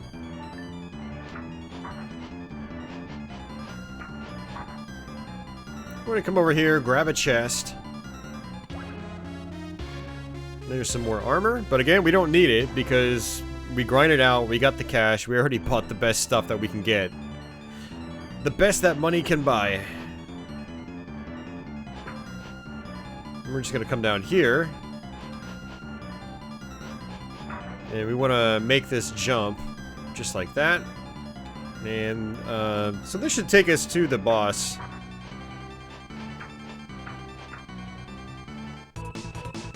And let's go ahead and equip, I think we could probably actually get by with the power ring. So in this boss, you need to hit this core right here. And kill it in 5 hits, apparently. It actually goes behind the rocks and then back out. And when it's behind the rocks, you can't do any damage to it. I actually like the Genesis fight a lot more because you have to actually fight it. It's got these projectiles you have to dodge, and if you touch it, it will, it'll teleport you back out. So it's kind of interesting. Mark says there was an Ys animated series. I'd believe it.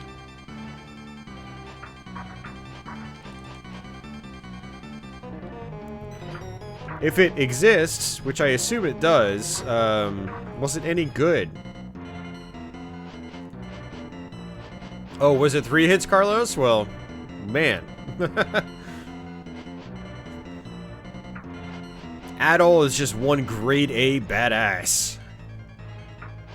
He doesn't look like a grade A badass, but he still fights like one. At least for now.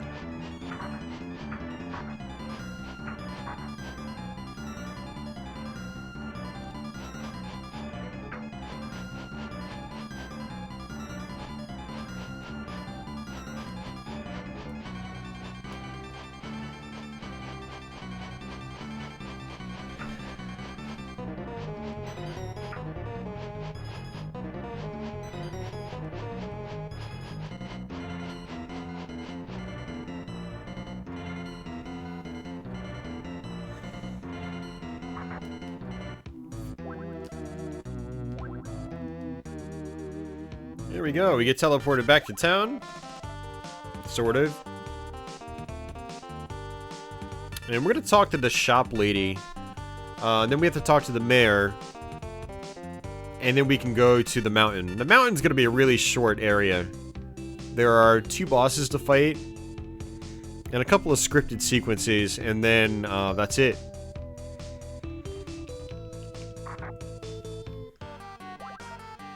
Yep, so she basically says she can make some brochure serum now. And so we buy it here in the middle menu. There it is. It's $1,000, but it is totally worth it. Trust me.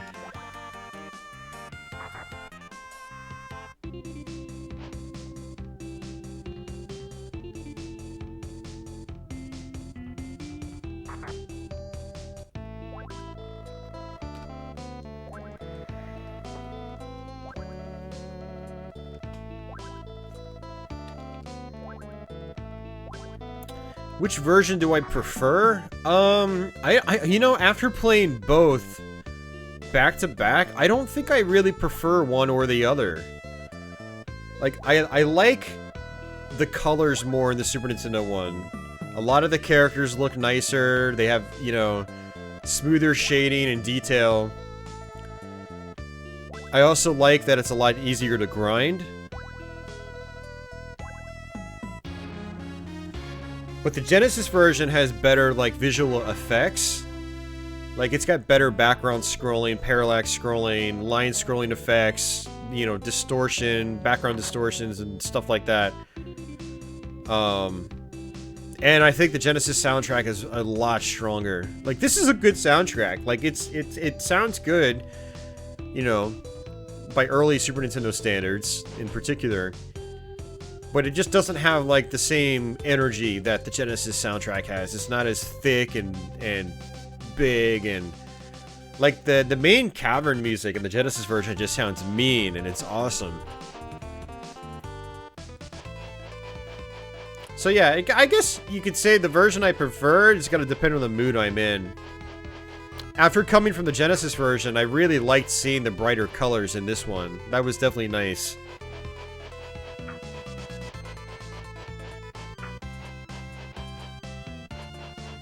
But the Genesis version, man, the grind was real. Like, it took a long time to grind in that version. It wasn't until here that we were able to max out in the Genesis game. Because in the Genesis version, these guys would constantly drop these little bugs. Oh, they drop them in this one too, look! We didn't get them to spawn the other night on Twitch. But in the Genesis version, you could just sit here and grind the little bugs over and over. They just spawn infinitely in the Genesis one. And they spawn very, very quickly, too. So you just kind of sit there, hold up and attack, and you just get tons of experience and gold. But in this version, like, it takes a lot less time to grind, which speeds up the whole experience, which I think is really nice. The later parts of this version are more difficult, though. Because, again, the fairy bracelet or fairy necklace isn't really much of a thing in this game. Like, it doesn't revive you upon death, which is really a shame.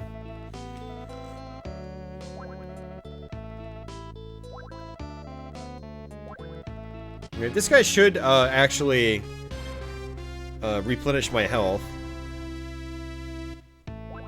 Cool, Jim. You're not the only one lurking, trust me. You and, like, 25 other people are lurking. But thanks for the heads up, James. So Mark says the East anime series was apparently from 1989 to 93. That's really interesting. I had no idea.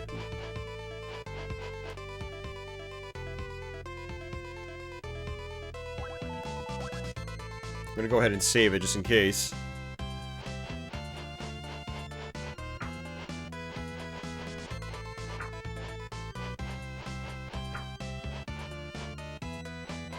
Genesis color palette is more pastel-like? Yeah, I don't really agree with that, actually.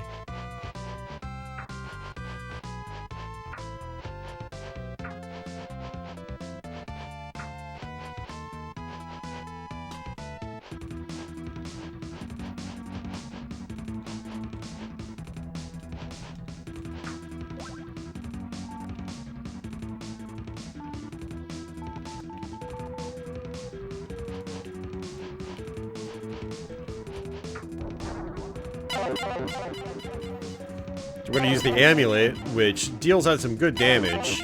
You can use it 3 times, and you have to buy another one.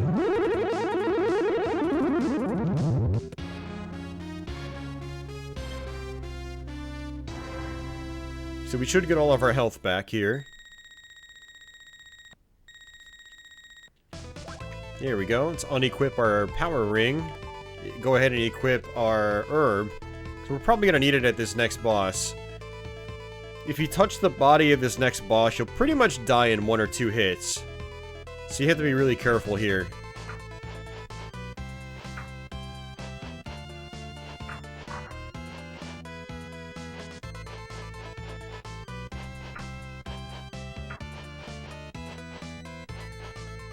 I think I know what you're talking about, Carlos. What pastel colors is not, I think, the right term to describe it, or phrase to describe it.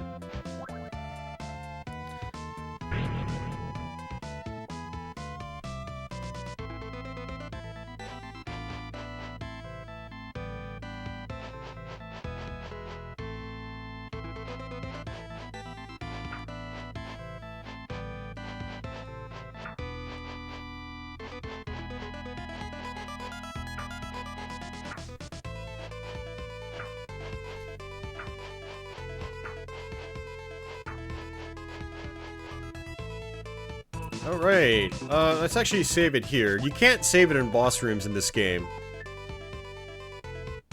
And let's go ahead and switch to the power ring again. So we have to hit this guy in the face.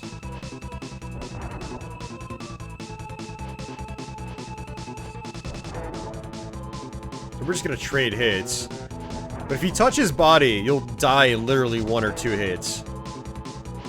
I made the mistake of doing that when I first fought him.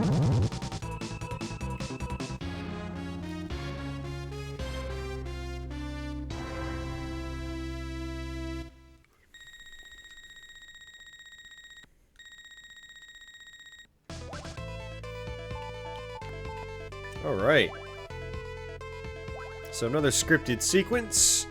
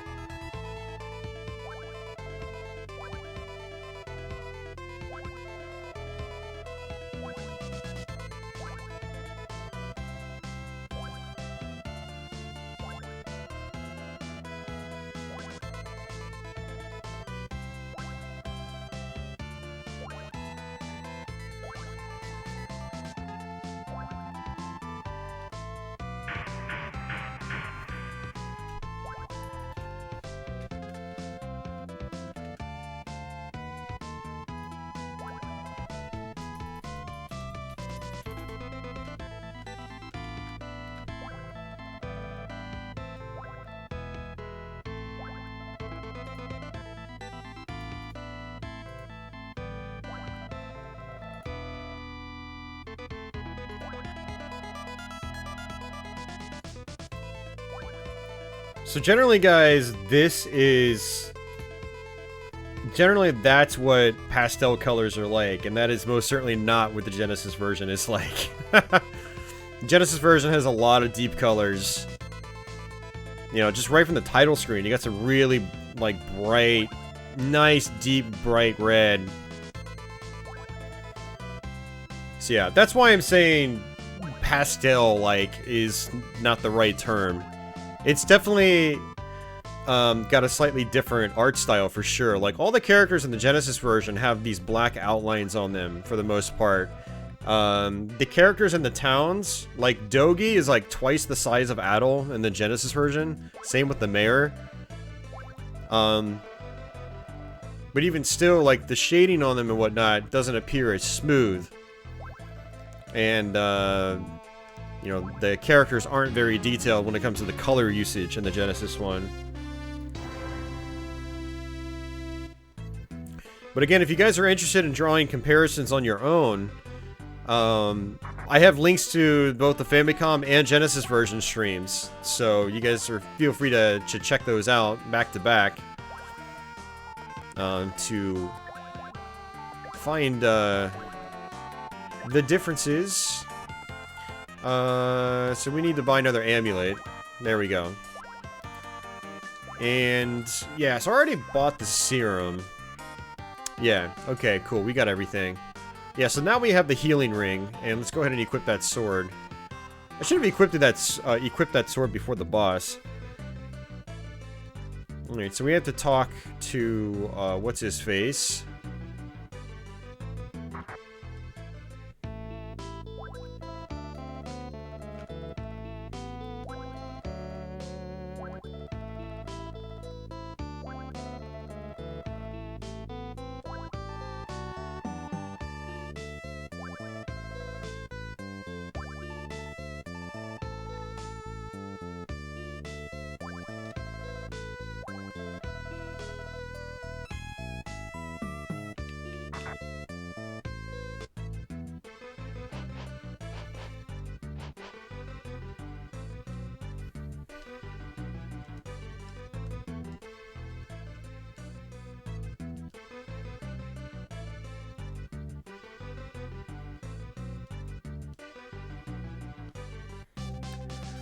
Alright, on to Valestein Castles. We're actually already getting close to the end of the game. This is gonna end up like our Famicom playthrough, where it's like 2.5 hours. But we're actually moving at a much faster rate than we did on Twitch the other night. There are a lot of like modern anime broadcasts on Netflix, Carlos. There aren't many old animes. Especially not ones that weren't translated or dubbed for a Western release. I'm not sure, but maybe you'll find more of that on a service like Crunchyroll. I'm not really sure what Crunchyroll offers. I know it's focused on anime, but I'm not sure how old school they get there and how obscure they get. Alright, so everything here, even though we're maxed out, is pretty dangerous. You don't want to touch any of these traps. So the guy is like pounding down the ground. That'll take away about I think it's a third or maybe half of your health. These things will kill you instantly. Oh yeah, by the way, we also got nothing. Never mind. I thought we got something else. Let's go ahead and save it.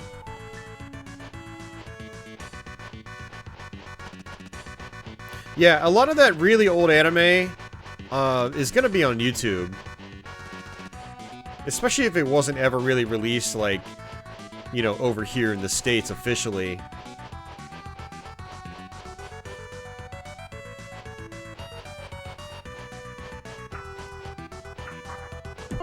Yep.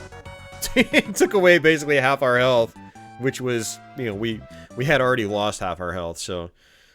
Unfortunately, I had just saved it. And again. Let's try that again.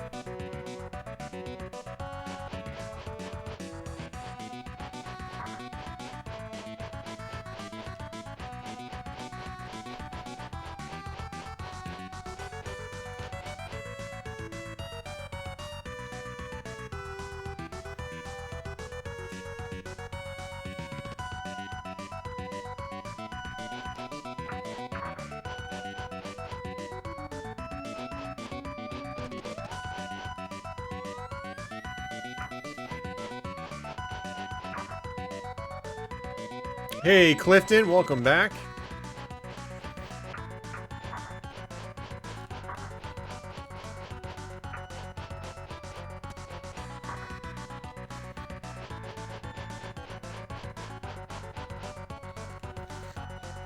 Okay, so if we go over to the right, we just basically hit a roadblock, so we have to come up this way to fight the boss.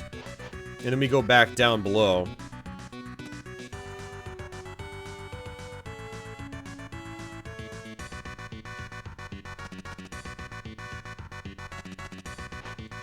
One of the BS Zelda games. Yeah, I'd like to do that eventually.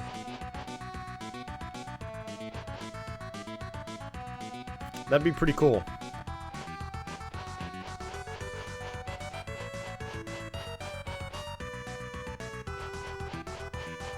Alright, so there's gonna be a shield here as well. Ugh. This guy's taking away a lot of health. And then the boss room's gonna be a couple flights of stairs upwards. Man, these guys are just really dishing out the damage, though. So I want to try to do this without using my herb.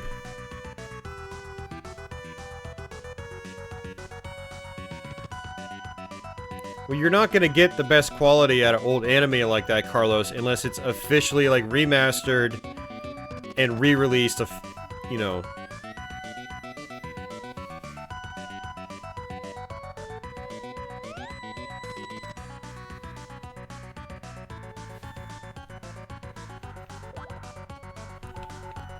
Alright. It's BS Zelda, so, there's this item, or this add-on for Super Nintendo in Japan, or Super Famicom, called the Satellaview, where you would, basically download games, and you could,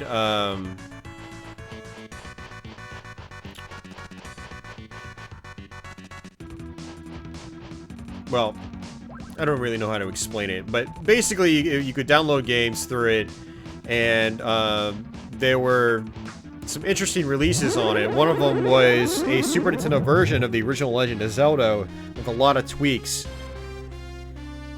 And at the time, if you played it at a certain time of the day, like there'd be a guy broadcasting voice on top of it and stuff like that. It was really neat.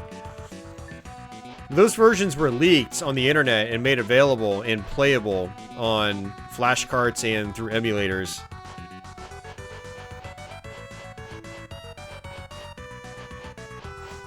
I got your point? No, I didn't get your point, actually, Carlos. I was countering your point.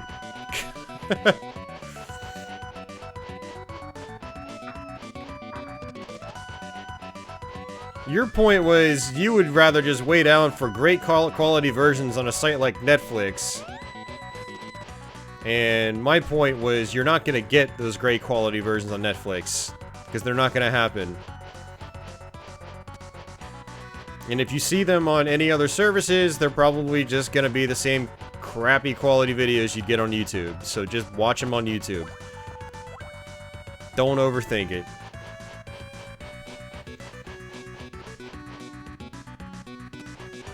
Similar to the Sega Channel, yeah. It was. With some extra functionality.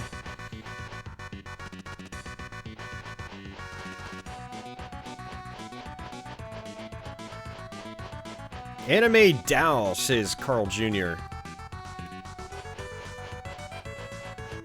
I've never heard of that before.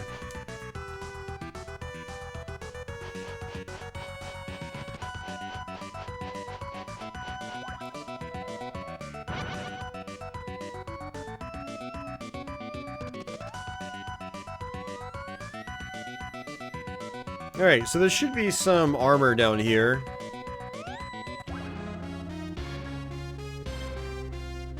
An old anime called Dragon Quest. Is it related to the games? I have no idea, Jules. You should tell me. Go Google it and let us know your findings.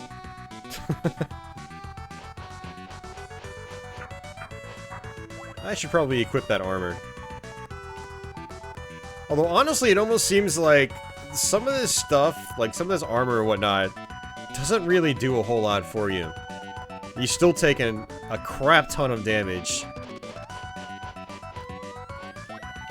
I should probably save it.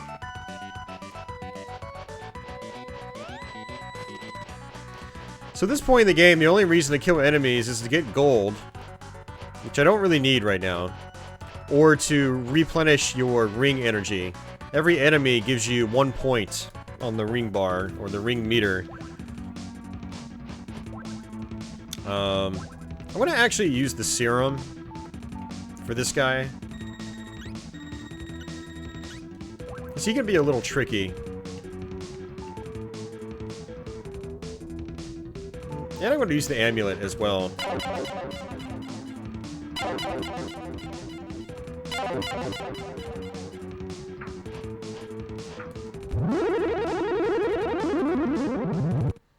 Dragon Quest Legend of the Hero Abel. Or Abel. Probably Abel.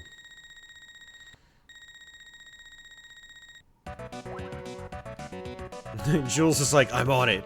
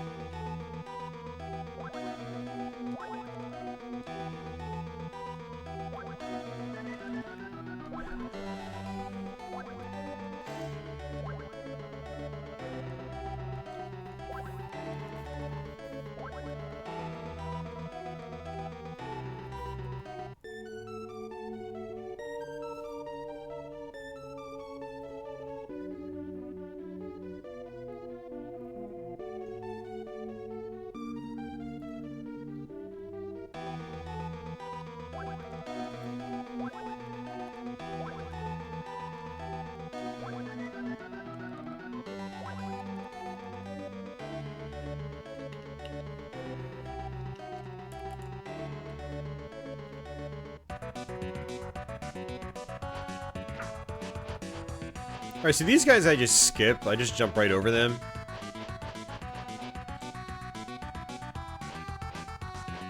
In the SNES version of this game, the crucifix was removed. Interesting.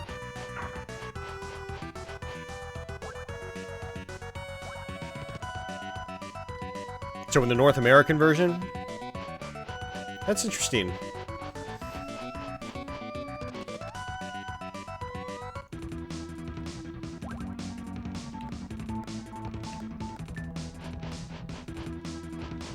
So this guy we should be able to just attack and then dodge, attack and then dodge. Rinse and repeat.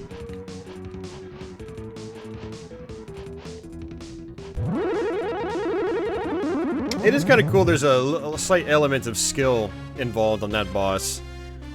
I think in the Genesis version, he just keeps walking forward, he doesn't do anything. So he'll just, you know, he'll tank and do damage to you. Yes it is, Mark. Dragon Quest is the Japanese name. I mean, now it's the North American name as well. But on the NES, they called it Dragon Warrior.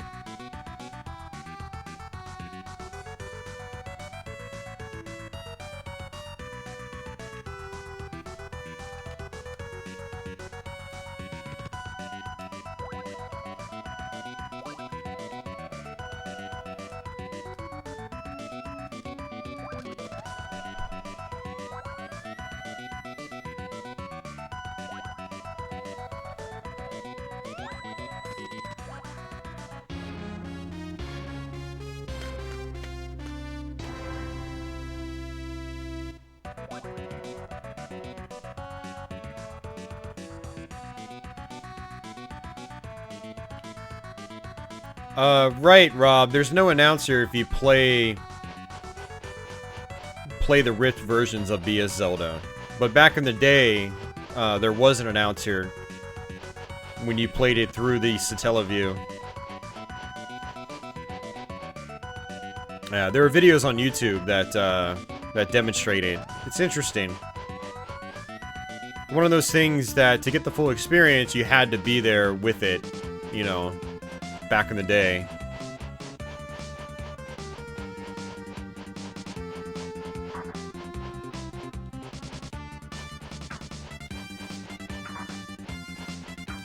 Alright, we're just gonna skip a lot of these guys.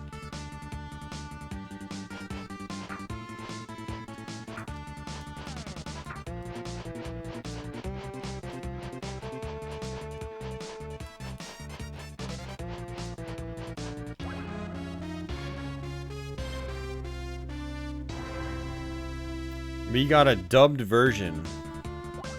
Interesting. Alright, so that's actually the protect ring, or the protection ring. We're gonna get the flame sword here shortly, which is the best sword in the game.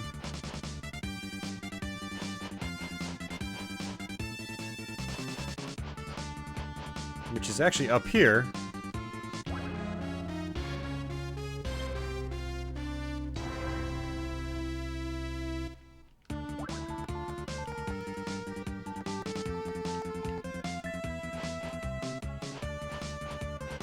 And like in the Genesis version, we have to jump over here.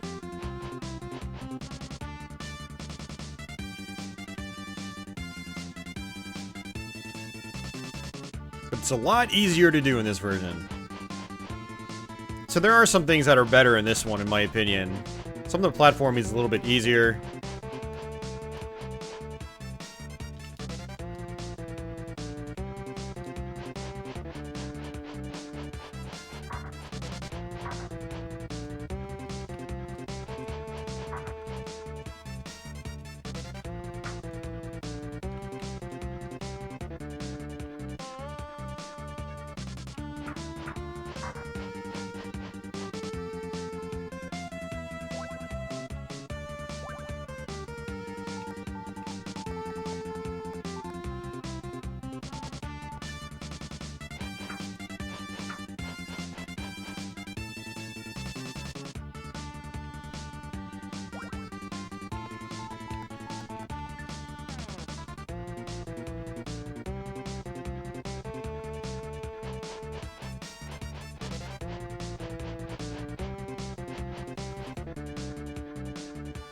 Yeah.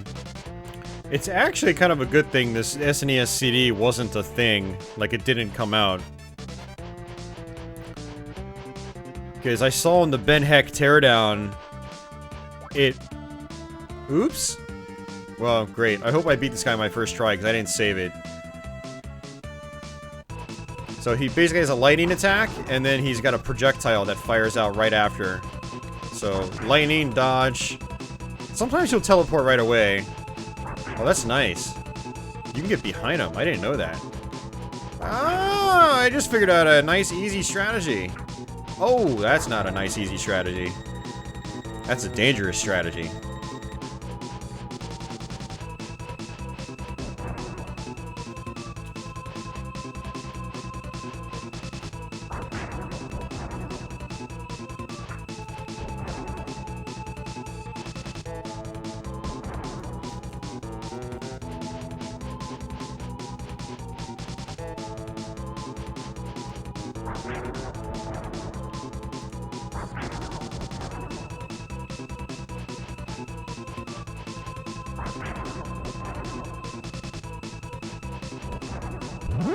Alright, good. We got it first try.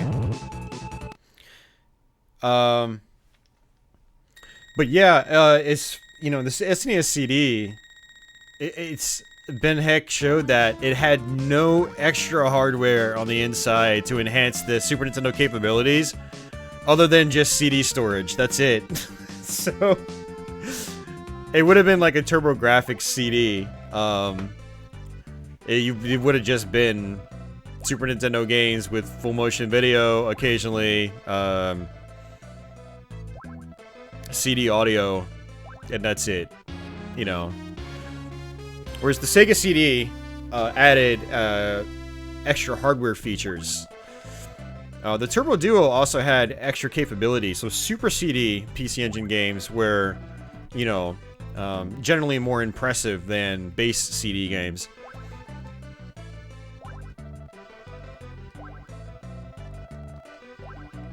It was a fully functional prototype, Rob. As in, like, you know, it was basically done. It was highly unlikely they would have added anything else. So...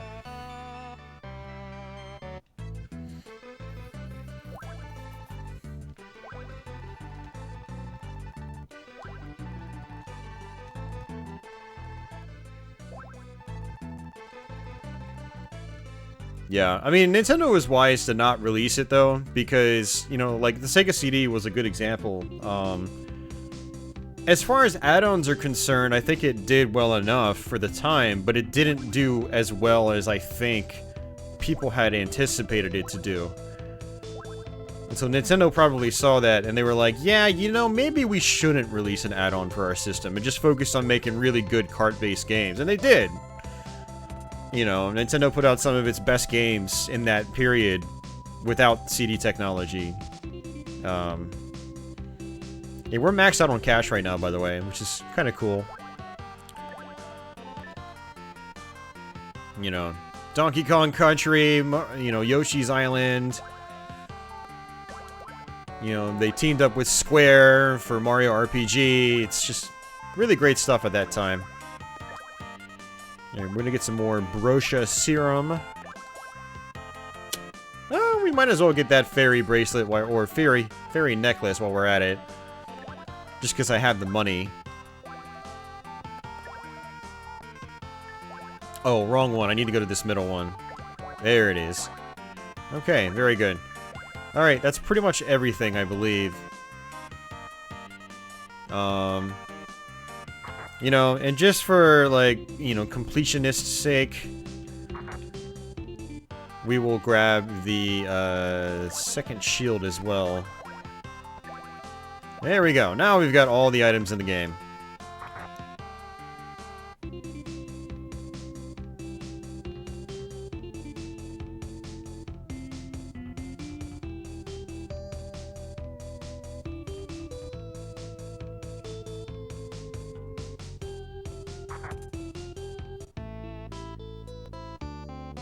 You gotta remember, Rob, that Rondo of Blood on the Turbo Duo took advantage of the extra memory in the Duo and the extra features that the Duo provides. So, it's entirely possible if the SNES had a CD add-on officially released, we would have still got the same version of Dracula X we did. You know, it's kind of an apples to oranges comparison. Have I checked out The Messenger yet? I've seen it, Clifton. I haven't played it, no. But I've watched videos on it, yeah.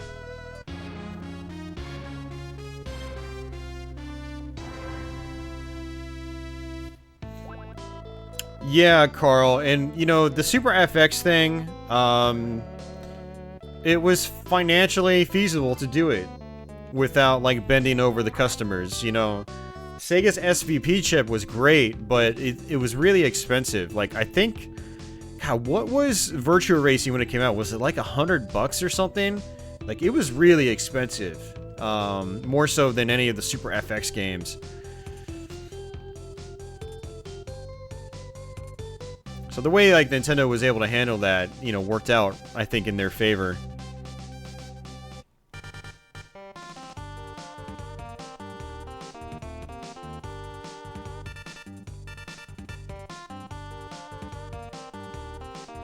Yeah, it looks really cool, man. I like that it's got very patternistic boss fights and whatnot. It definitely looks up my alley.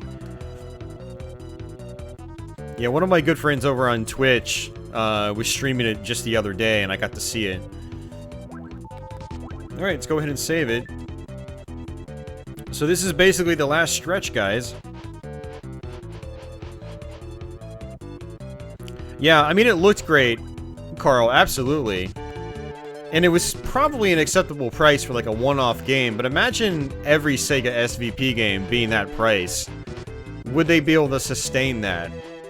Would they have been able to sustain it? So one nice feature in this version of the game is you still have the spotlight just like you do in the Genesis version, but you can actually see past the spotlight. We're going to stay on this elevator for 2 trips. So this is the second trip right here.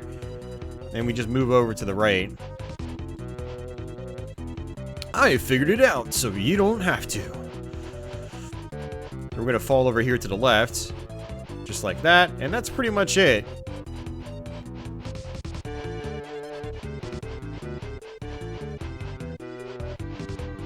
I'm gonna try to not take any damage here, because we do have to fight another boss.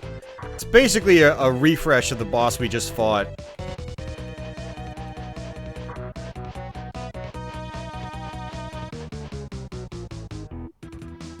Let's actually save it right here.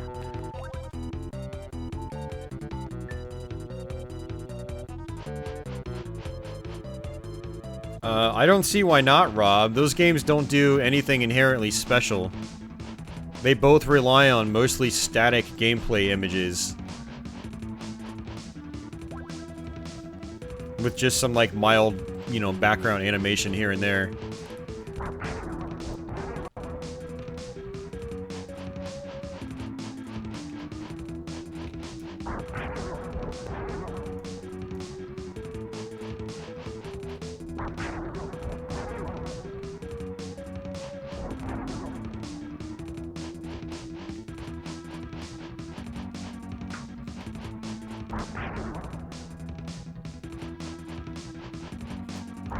Yeah, so this guy actually doesn't replenish your health after the fight's over.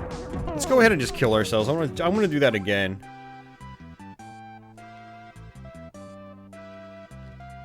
Better frame rate than the Saturn port. I'm pretty sure the Saturn Virtua Racing frame rate is actually really solid. The gameplay is pretty different, though.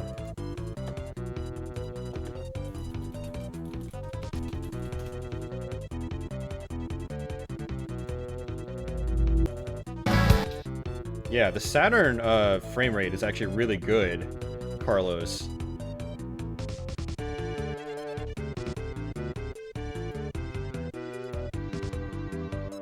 So you are completely misremembering, Carlos.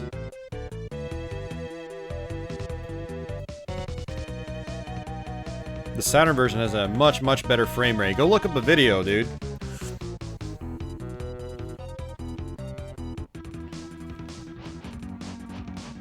But the Saturn port was handled by a, you know, different company.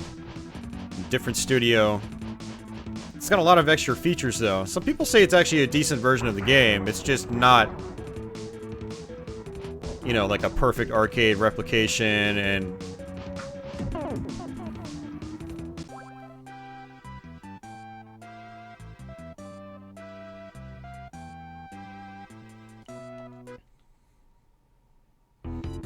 Alright, let's try this again. So I'm trying to save my ring energy too, because the final boss is going to be right after this.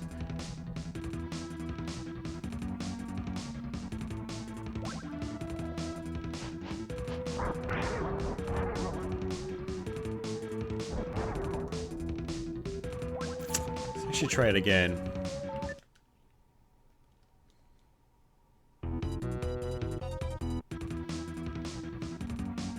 Yeah, it would have been terrible, Rob. You should probably stop where you're at, dude. It would have been generic Mode 7 driving levels, because again, the SNES CD didn't have any added hardware outside of the CD drive. So it would have been exactly, it would have played exactly like it would have on a cartridge. The Sega CD's driving levels are the way they are because they specifically take advantage of the added video processor in the Sega CD, which is not in a base Genesis. What you get on the Sega CD's driving sections is pretty much impossible on a stock Genesis without probably running at like 1 frame a second. I don't know what frame rates would actually be. I'm sure you could fake the scaling and whatnot on the Genesis, but it would be a lot of work and it would run really, really, really poorly.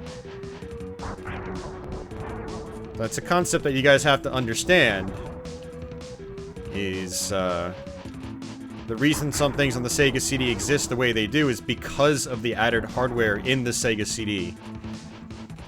And developers specifically taking advantage of that.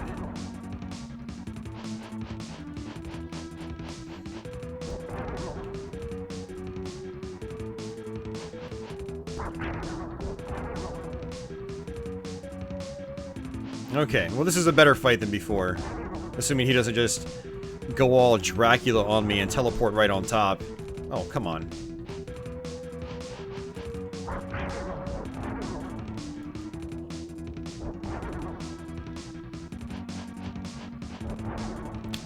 Yes, Carlos, I just looked up a couple of videos on it. And it runs great. One more time. God, this is ridiculous, man. He takes away so much health.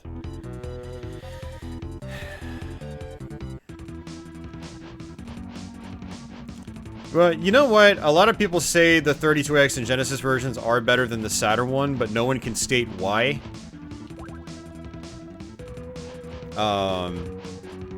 So I'd like to try the Saturn version myself again, so I can figure out why that is. I remember not liking it that much back in the day, but you know, looking at the frame rate was not the problem. Oftentimes back then, the frame rate was a big culprit. But not with Virtua Racing. Holy crap, dude.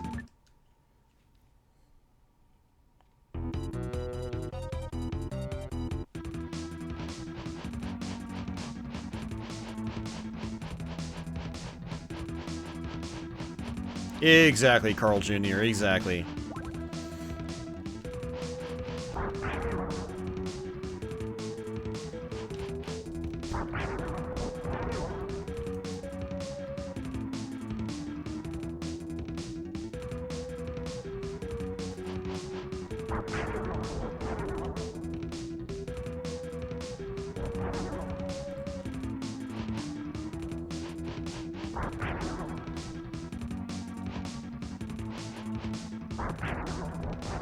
Oh my god, dude, these hitboxes are terrible. And one lightning attack takes away, like, you know, a third of my health.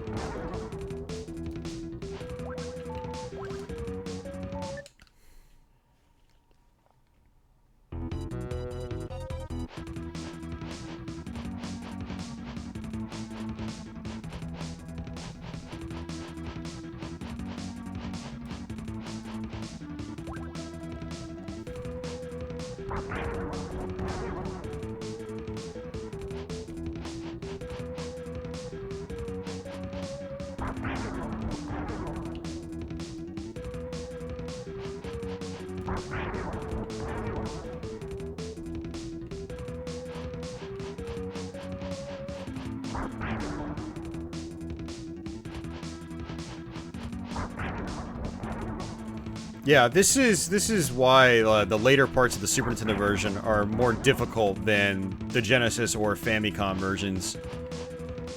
I'm really looking forward to playing through the PC Engine CD version to, you know, kind of like complete my sort of analysis of these different versions. You know, see what's the most challenging version, you know, what's the easiest version. And what other positives and negatives, you know, there are.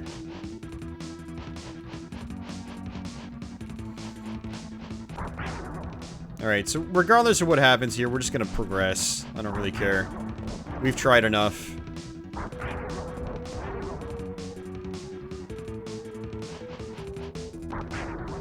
It is pretty annoying, though, that just about every boss in the game replenishes your health, except for this one.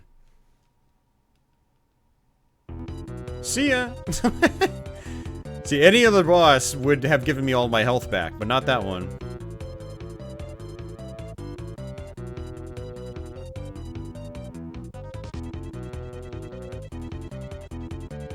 Some people like to crap on the 32X version of Doom, Rob. It's almost like they've got a personal vendetta against it or the 32X, and it's, a little disheartening. But yes, I mean, a lot of people praise the Super Nintendo one, not so much for the gameplay, but because of the soundtrack.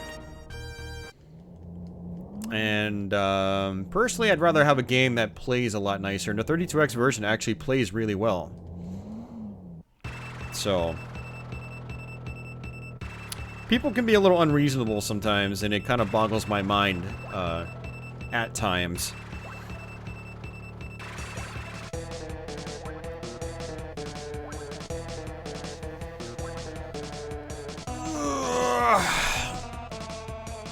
So this is it. This is pretty much the lead up to the final boss. Yeah, we're about on time with the NES playthrough, actually.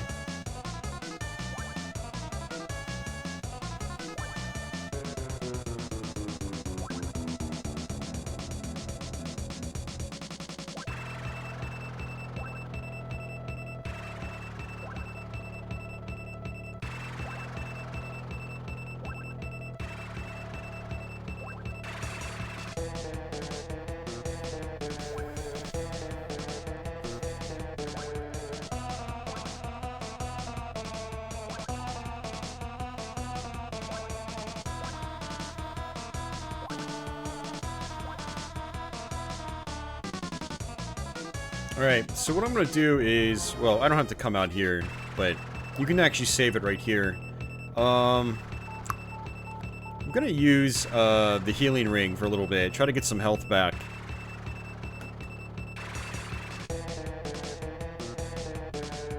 We're using the Framemeister, Carlos.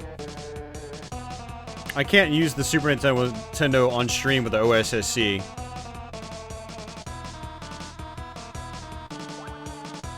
because the modes I have to use aren't compatible with my capture card. Alright, let's remove the ring, and we're going to equip the herb just in case we die. And wish me luck, because this boss is a pain in the ass. Hey, Avenue Pad. Yeah, we're right at the end, man. But yeah, welcome back. Alright, so we need to hit both hands first, and one way to do that is to jump up. Another way is to just wait for him to come down like this, and hope that you actually hit him. Because again, the hit detection is super weird in this game.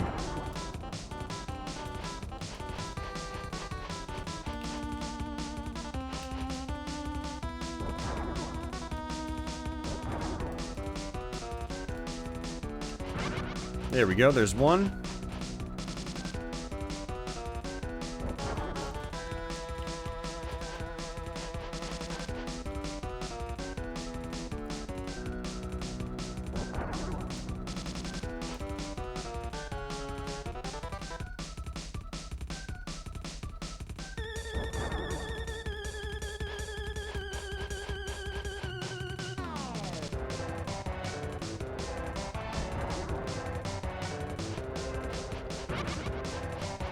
Okay.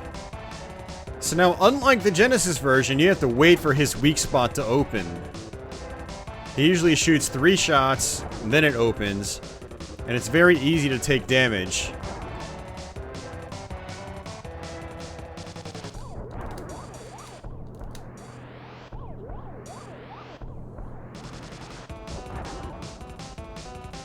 Hey, Nate is still out there. Hell yeah.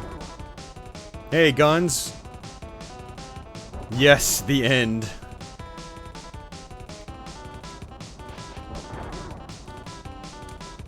And he hits like a tank, obviously. Let's go ahead and use the herb.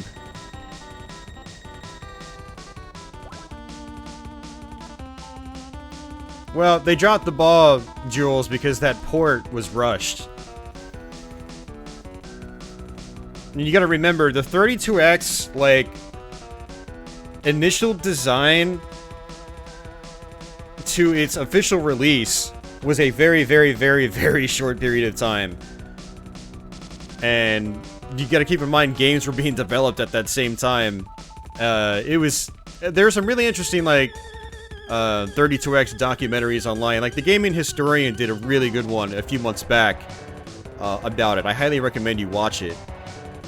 So yes, it's a shame that some things turned out the way they did, but when you understand the history of it, it makes more sense. And in a way, there's almost no point in complaining, because it wouldn't have been any better no matter what, basically. They basically needed more time. And we're gonna have to do this fight over. Yeah, we're gonna totally have to do this over.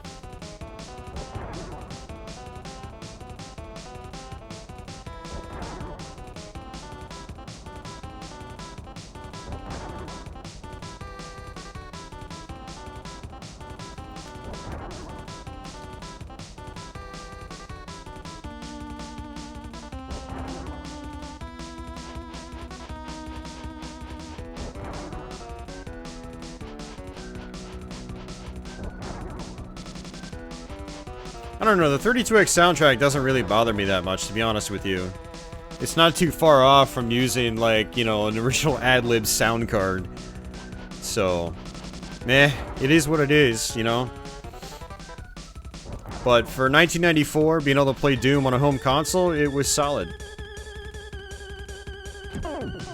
Yeah, see, I just touched him and he took away a crap ton of our health. I really hate getting on this subject because everyone starts complaining about that version of Doom, and then I have to defend it, and then I just end up just like sounding like a broken record. But it seems to be a topic we get on like once every few weeks on this stream, and it's just, you know, the same things mentioned again and again and again and again and again and again and again and again and again and again and again. I'm getting tired.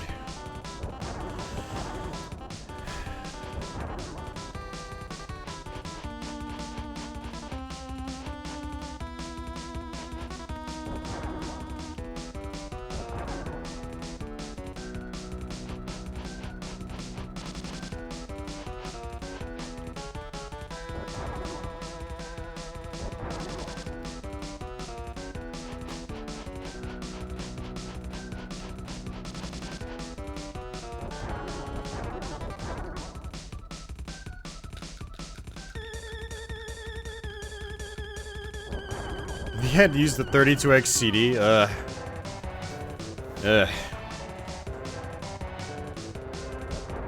And it's funny, we're playing a Super Nintendo game, yet we're talking way more about Sega's accessories. Just kind of off topic, but, you know, this is what happens on my streams sometimes. I will say, one feature that wasn't really ever utilized on the Sega CD was running the CD drive along with cartridge games. And it would have been amazing if Sega offered CD versions of the soundtrack for Genesis cart players. So basically, like, you know, you'd buy a Genesis game, it would come with a cart and a CD. The CD would just have the official soundtrack. But the game could be programmed to where it would read the CD soundtrack if you had the disc and the drive. Modern homebrews do that. Like, Pure Solar is one of the games that does that, apparently. Holy crap, dude. The hit detection sucks balls in this game. Jesus Christ. This last boss is really frustrating because of the really bad hit detection. And honestly, it's really, really unfair, like, damage that's being dealt, too.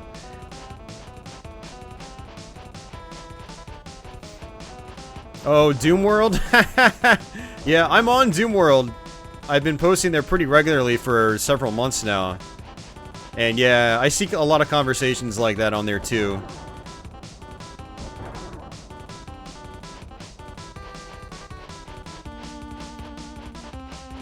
But yeah, I mean, it would have been really cool if, you know, they provided, you know, CD soundtracks with Genesis cards. So people that bought Genesis games that also had a Sega CD could still use the Sega CD with it, you know, for better quality music. I think that was quite a missed opportunity.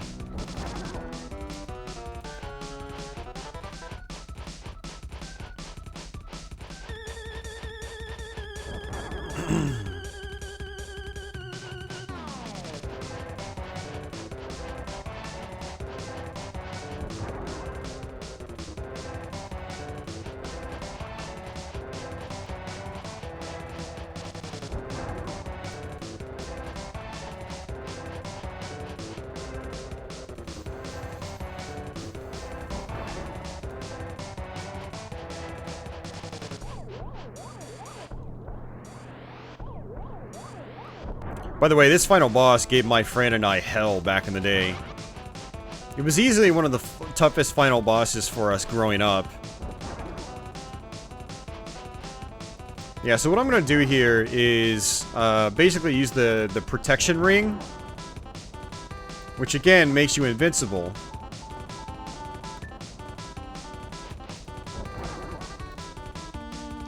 And then we unequip it so we don't waste it.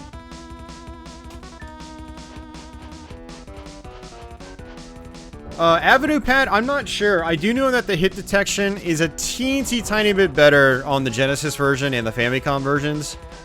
It's especially bad in the Super Nintendo one. Like, the hitboxes are so large that there's a large discernible gap between you and the enemies when you take damage. You'll take a big chunk of damage and there will be like an inch's worth of space on the screen. It gets really bad in this game. I don't think it's anywhere near as bad in the Genesis version. It's still not great in those versions, but it's not to the same level of bad as it is in this version. Why did that still hurt me? So apparently that laser will still hurt me even with the protect ring. That's awful, actually.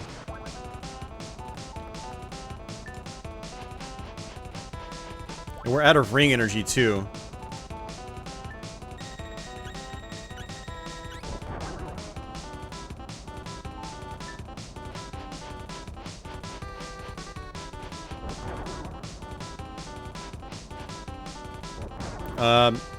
I need to mute you, Rob. Rob says, badly acted FMV in Doom would have been great. I don't know what kind of crack you're smoking, dude. but I would lay off of it, seriously. Like, my god. Doom is fine as it is. Doom is a masterpiece. It's one of the greatest games ever made. It does not need crappy full motion video added on top of it. No game needs crappy full motion video. Thank God the 90s are over. Because that was something that the industry did not need. I think most people can agree on that.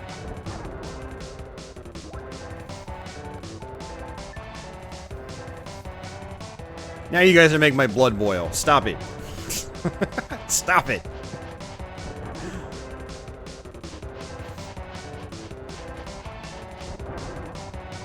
Alright, I think he's gonna dive bomb me now, so let's just keep moving.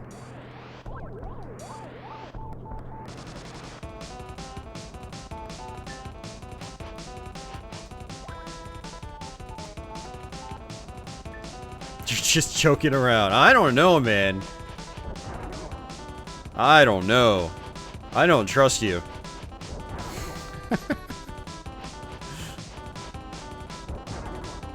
I don't trust you.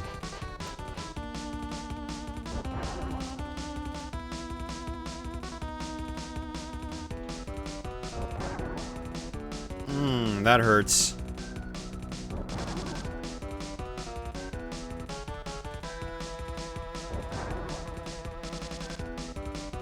Gotta admit, I do enjoy the Genesis final boss fight more because his weak spot is constantly open.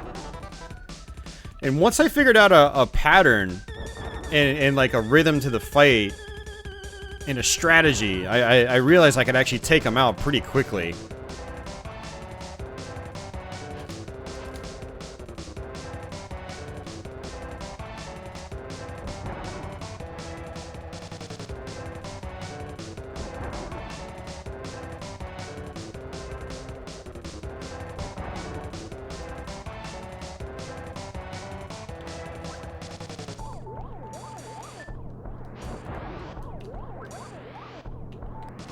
And that's it. No more ring power. And the mirror, unfortunately, doesn't do anything. Not to this boss, anyway.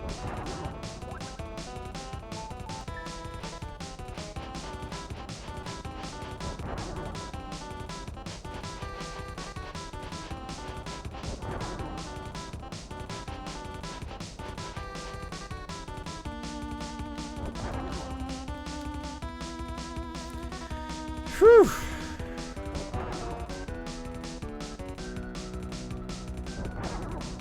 Yeah, playing the PC Engine version is gonna be fun. Just to, since we've done 3 versions now. Again, just to oh my god, why did I? God damn it! I totally forgot about that, man. I'm just like trailing off in my mind. But we have that. We also have the Japanese PS2 remake on the way as well. I ordered that last night. Or the night before.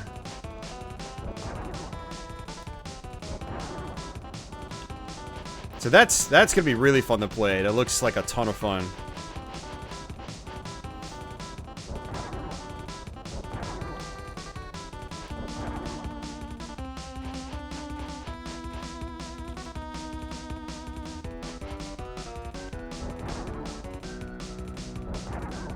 Where did my ring energy go? Oh, crap, that's right.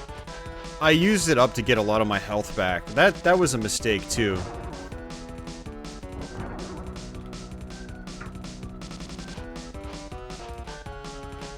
Well, if this cart does meet the hammer guns, fortunately it was only $4 lost.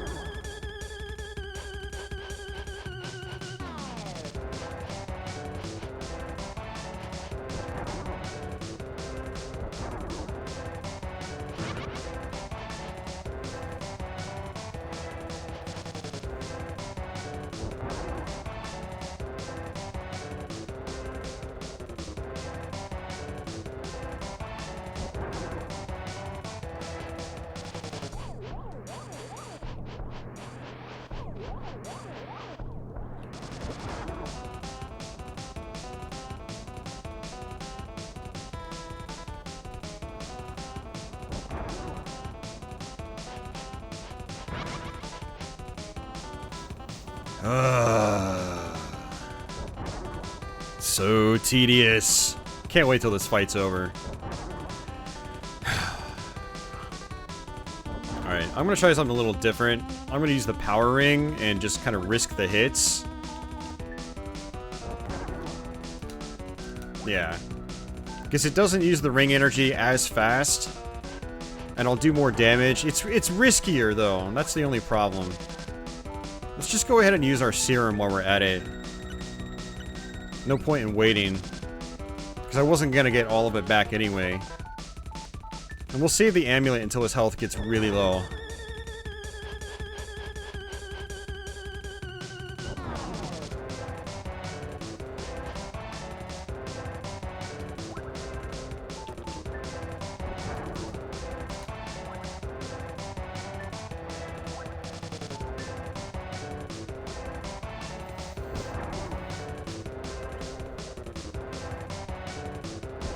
Yeah, in the Genesis version of the game, and the Famicom version actually, you can use the protection ring to just dish out a ton of damage on him. For free, basically. Because, you know... God, come on! Why do you deal out so much freaking damage, man? This boss fight is bullshit. And the floor is constantly, like, rising and lowering, which makes your jumps, very unpredictable. It's very hard to control your jump height as a result.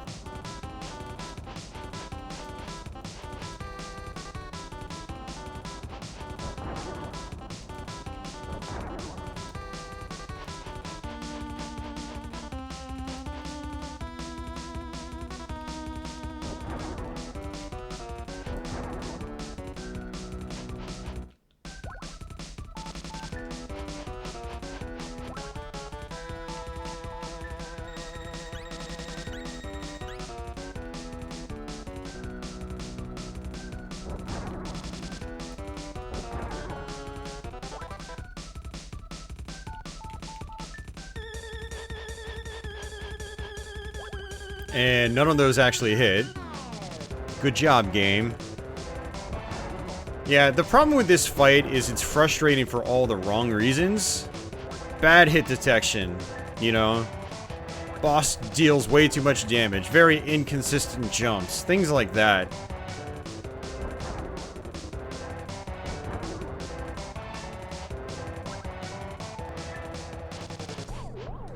Like, look at that.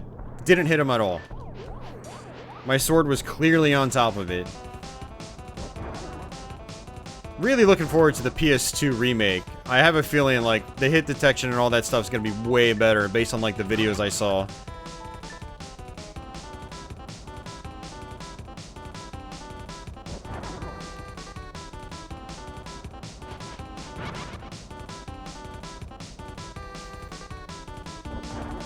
I'm not going to break my cartridge with a hammer, guys. I like these 3. I don't want to break it with a hammer.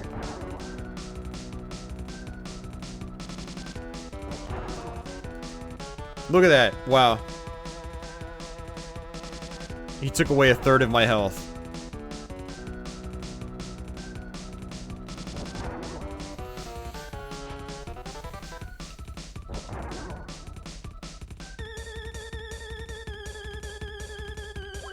And this is gonna kill us if we mess this up, I bet.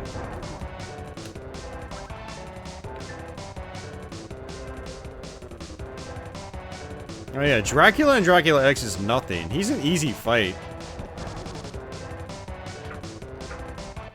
Wow.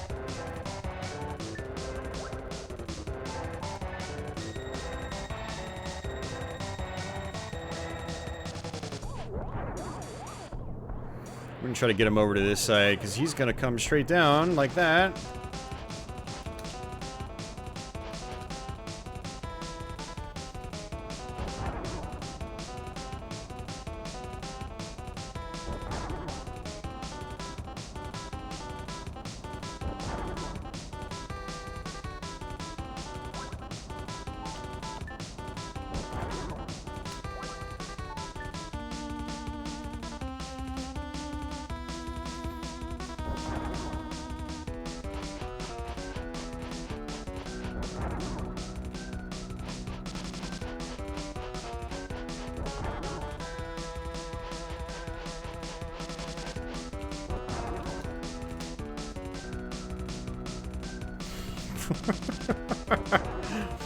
And what's extra tedious about this is you go through the whole fight, you make one mistake, bam, health is gone, dead. You gotta do the whole thing over, and it's like a 10-minute long ordeal. It's awful.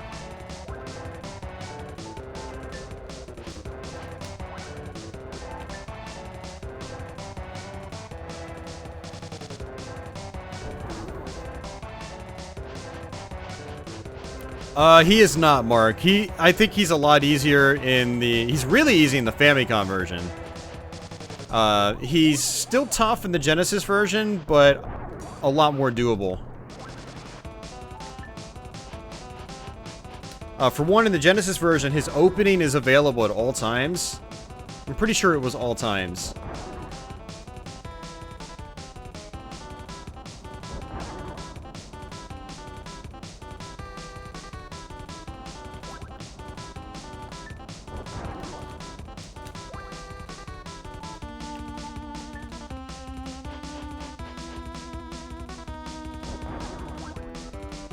Actually, I have a strategy here. I'm going to use the Protect Ring instead of the Power Ring.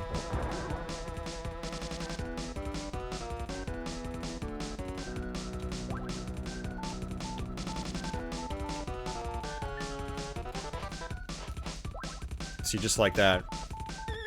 That way we don't take any damage. And we're close enough to where the amulet might actually kill him.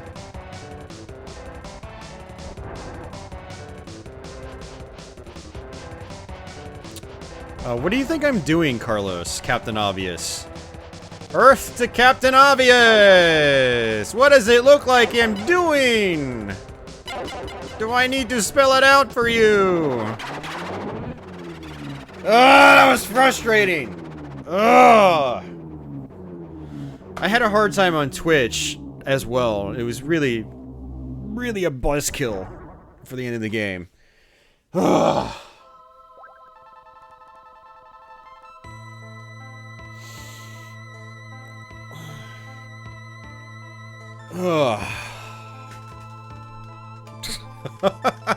God, thank God it's over. Jeez, man. We spent like... God, how many times did we do that? It was several tries.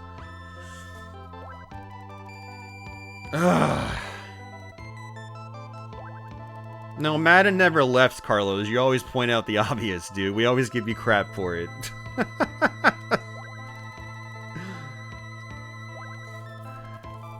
Yeah, I mean, you pretty much have to just, like, poke at them, and you have to jump lightly, is what I was finding. If you jump too high, you know, you get hit, half your health goes away, and you die. Ugh. I really hope the PC Engine version's not as much of a pain in the ass. Hey, no problem, Cyberdemon. No problem. And thanks, guys, for the grats. I appreciate it. Alright, it's okay. The stress will dissipate in just a few moments. You know, happier music will kick in. It wasn't Desparrow, that is true. Desparrow can go die in a fire, as far as I'm concerned. At least on the hardest difficulty mode in Heretic.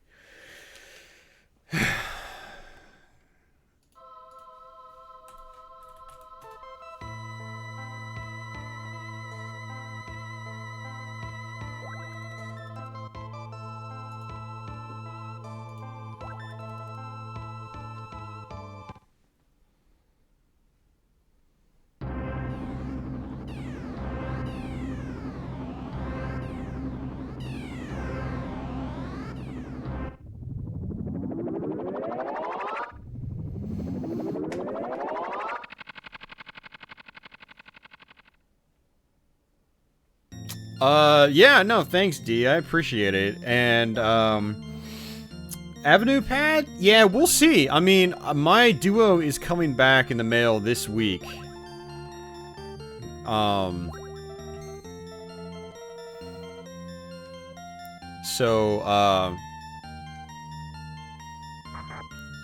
potentially next week I'll play through the Duo version. Or not Duo, but, you know, because I think it's a regular CD game. I don't think it's a Super CD. Yeah, it's just a standard CD-ROM game. I have it in front of me, actually. It's just CD-ROM squared, not Super CD-ROM squared.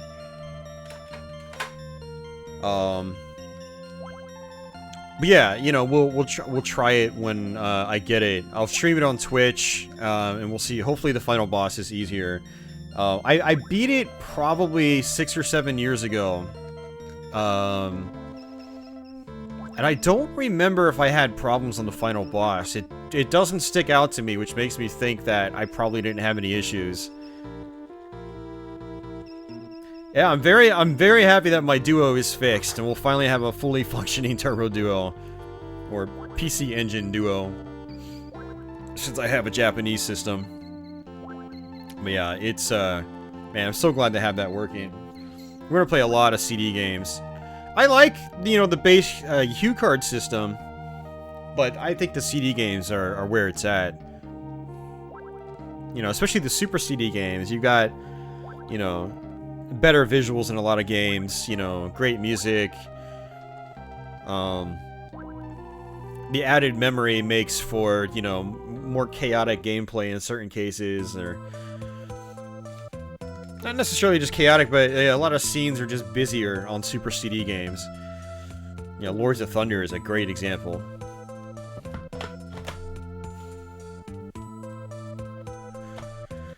But yeah, hopefully the final boss of the PC Engine version is not hard. I'm gonna actually, let me look up a bit on GameFAQs. Let's see. One thing that's gonna determine how well the final boss goes in that is whether the fairy bracelet actually replenishes your health.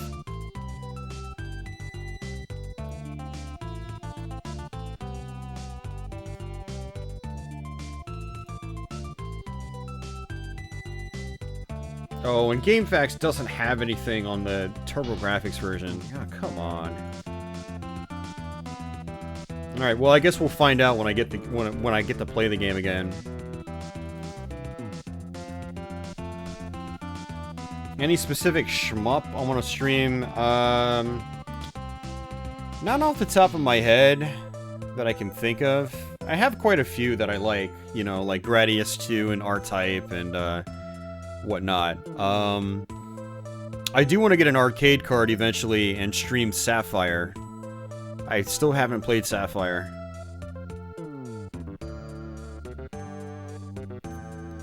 I'm convinced that Rob is all about the bad games.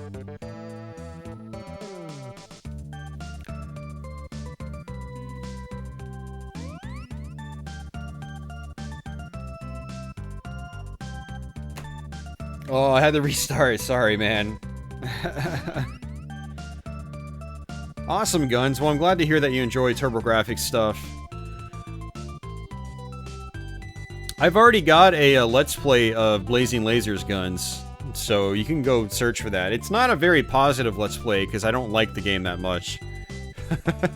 It's kind of like Space Megaforce on Super Nintendo for me, where, like, it's a very highly rated game among a lot of people that I don't really enjoy that much. But yeah, I do have a full Let's Play of it from several years ago. I think it was like... I think it was about 3 years ago I did that Let's Play, maybe longer. Yeah, so as far as East 3 versions, I do like the ending in this version the best. You know, I like the credit sequence, you know, it highlights moments in the game. And there's this, like, there's this transition effect they use, which is very common in early Super Nintendo games. They didn't use it much at all throughout the whole game. It would have been nice if they used that more often. It's a nice effect. Instead, they usually do, like, the fade in and fade out, instead of, like, the pixelated thing. Gate of Thunder I will do, Guns. I do like Gate of Thunder. I actually beat that for the first time a couple years ago. So once I can finish that, I will do a Let's Play on that.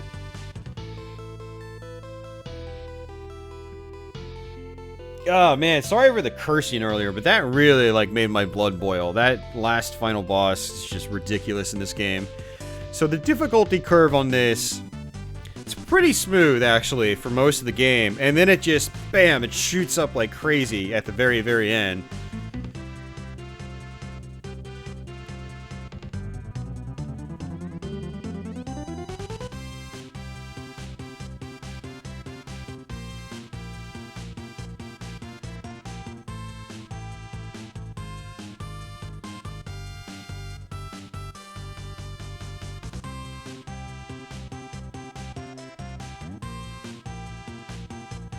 Indeed it was, Rob. Indeed it was. The Japanese name is Alesta. Super Alesta, specifically.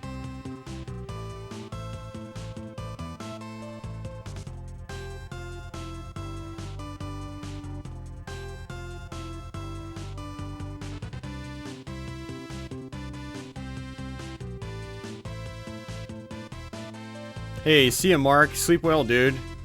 Sleep off that hangover.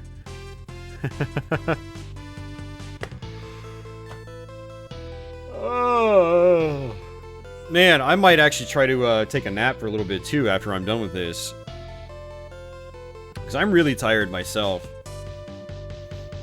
I ended up waking up really early today, like at noon. I went to bed around 6 a.m., woke up around 12 p.m. And normally I don't wake up till like 7 or 8 p.m. But so I had a full day today. And I'm getting pretty tired. So I might nap as well. I was gonna stream on Twitch afterwards, but I don't think I'm gonna do that. At least not right now. I'll sleep on it. But yeah, thanks guys for hanging out. I hope you enjoyed the stream. I know some of you have been here the whole time, and I appreciate you hanging out. The archive for this, in case you missed any of it, the archive will be posted on Tuesday. So stay tuned for that if you want to see the whole playthrough. Or just skim through the playthrough just to see what, you know, the various parts of the game are like. Also, it should actually appear in your watch history. So I always have my live streams marked as unlisted, and they won't go public until like I publish them manually. But if you tuned in live, it'll still be in your history, so you can actually look for that in your history later tonight or tomorrow, whatever, and you'll end up being able to watch the whole stream from the beginning. But if you didn't watch the stream at all, then you're not going to find it in your history. Hey, no worries, Avenue Pad. Yeah, sorry for not scheduling the stream farther in advance, but I wasn't sure if I was going to actually stream it tonight. But I pretty much decided at the last minute that I would go ahead and stream it. And it was a fun stream, you know. Pretty grindy. There were, you know, a couple of really quiet sections, but for the most part, I think we had a, you know, decently busy chat and whatnot. Especially towards the end. And, you know, you guys got to see through the Super Nintendo version. You know, we were supposed to do this a few weeks back, but it failed, so I'm glad we were able to knock it out. So now I've got 2 more versions to do, not counting the Oath and Felghana remake. So yeah, basically I'm going to try to do the PC Engine CD version first, and then assuming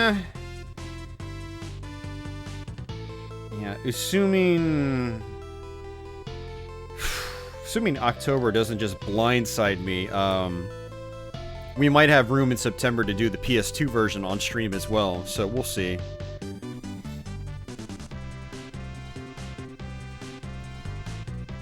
No problem, Carlos. Thanks for hanging out as always.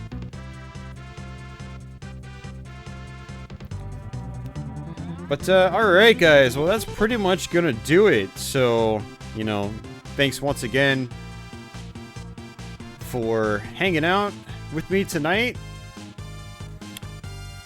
Looks like we actually got a couple subscribers during the stream. I don't know if any of you guys were actually watching the stream. If you subscribed from the stream, so if you, I can't talk. If you subscribed from the stream, thank you for that. And, you know, yeah. I'm trying to think of what else to talk about before I just bail out here.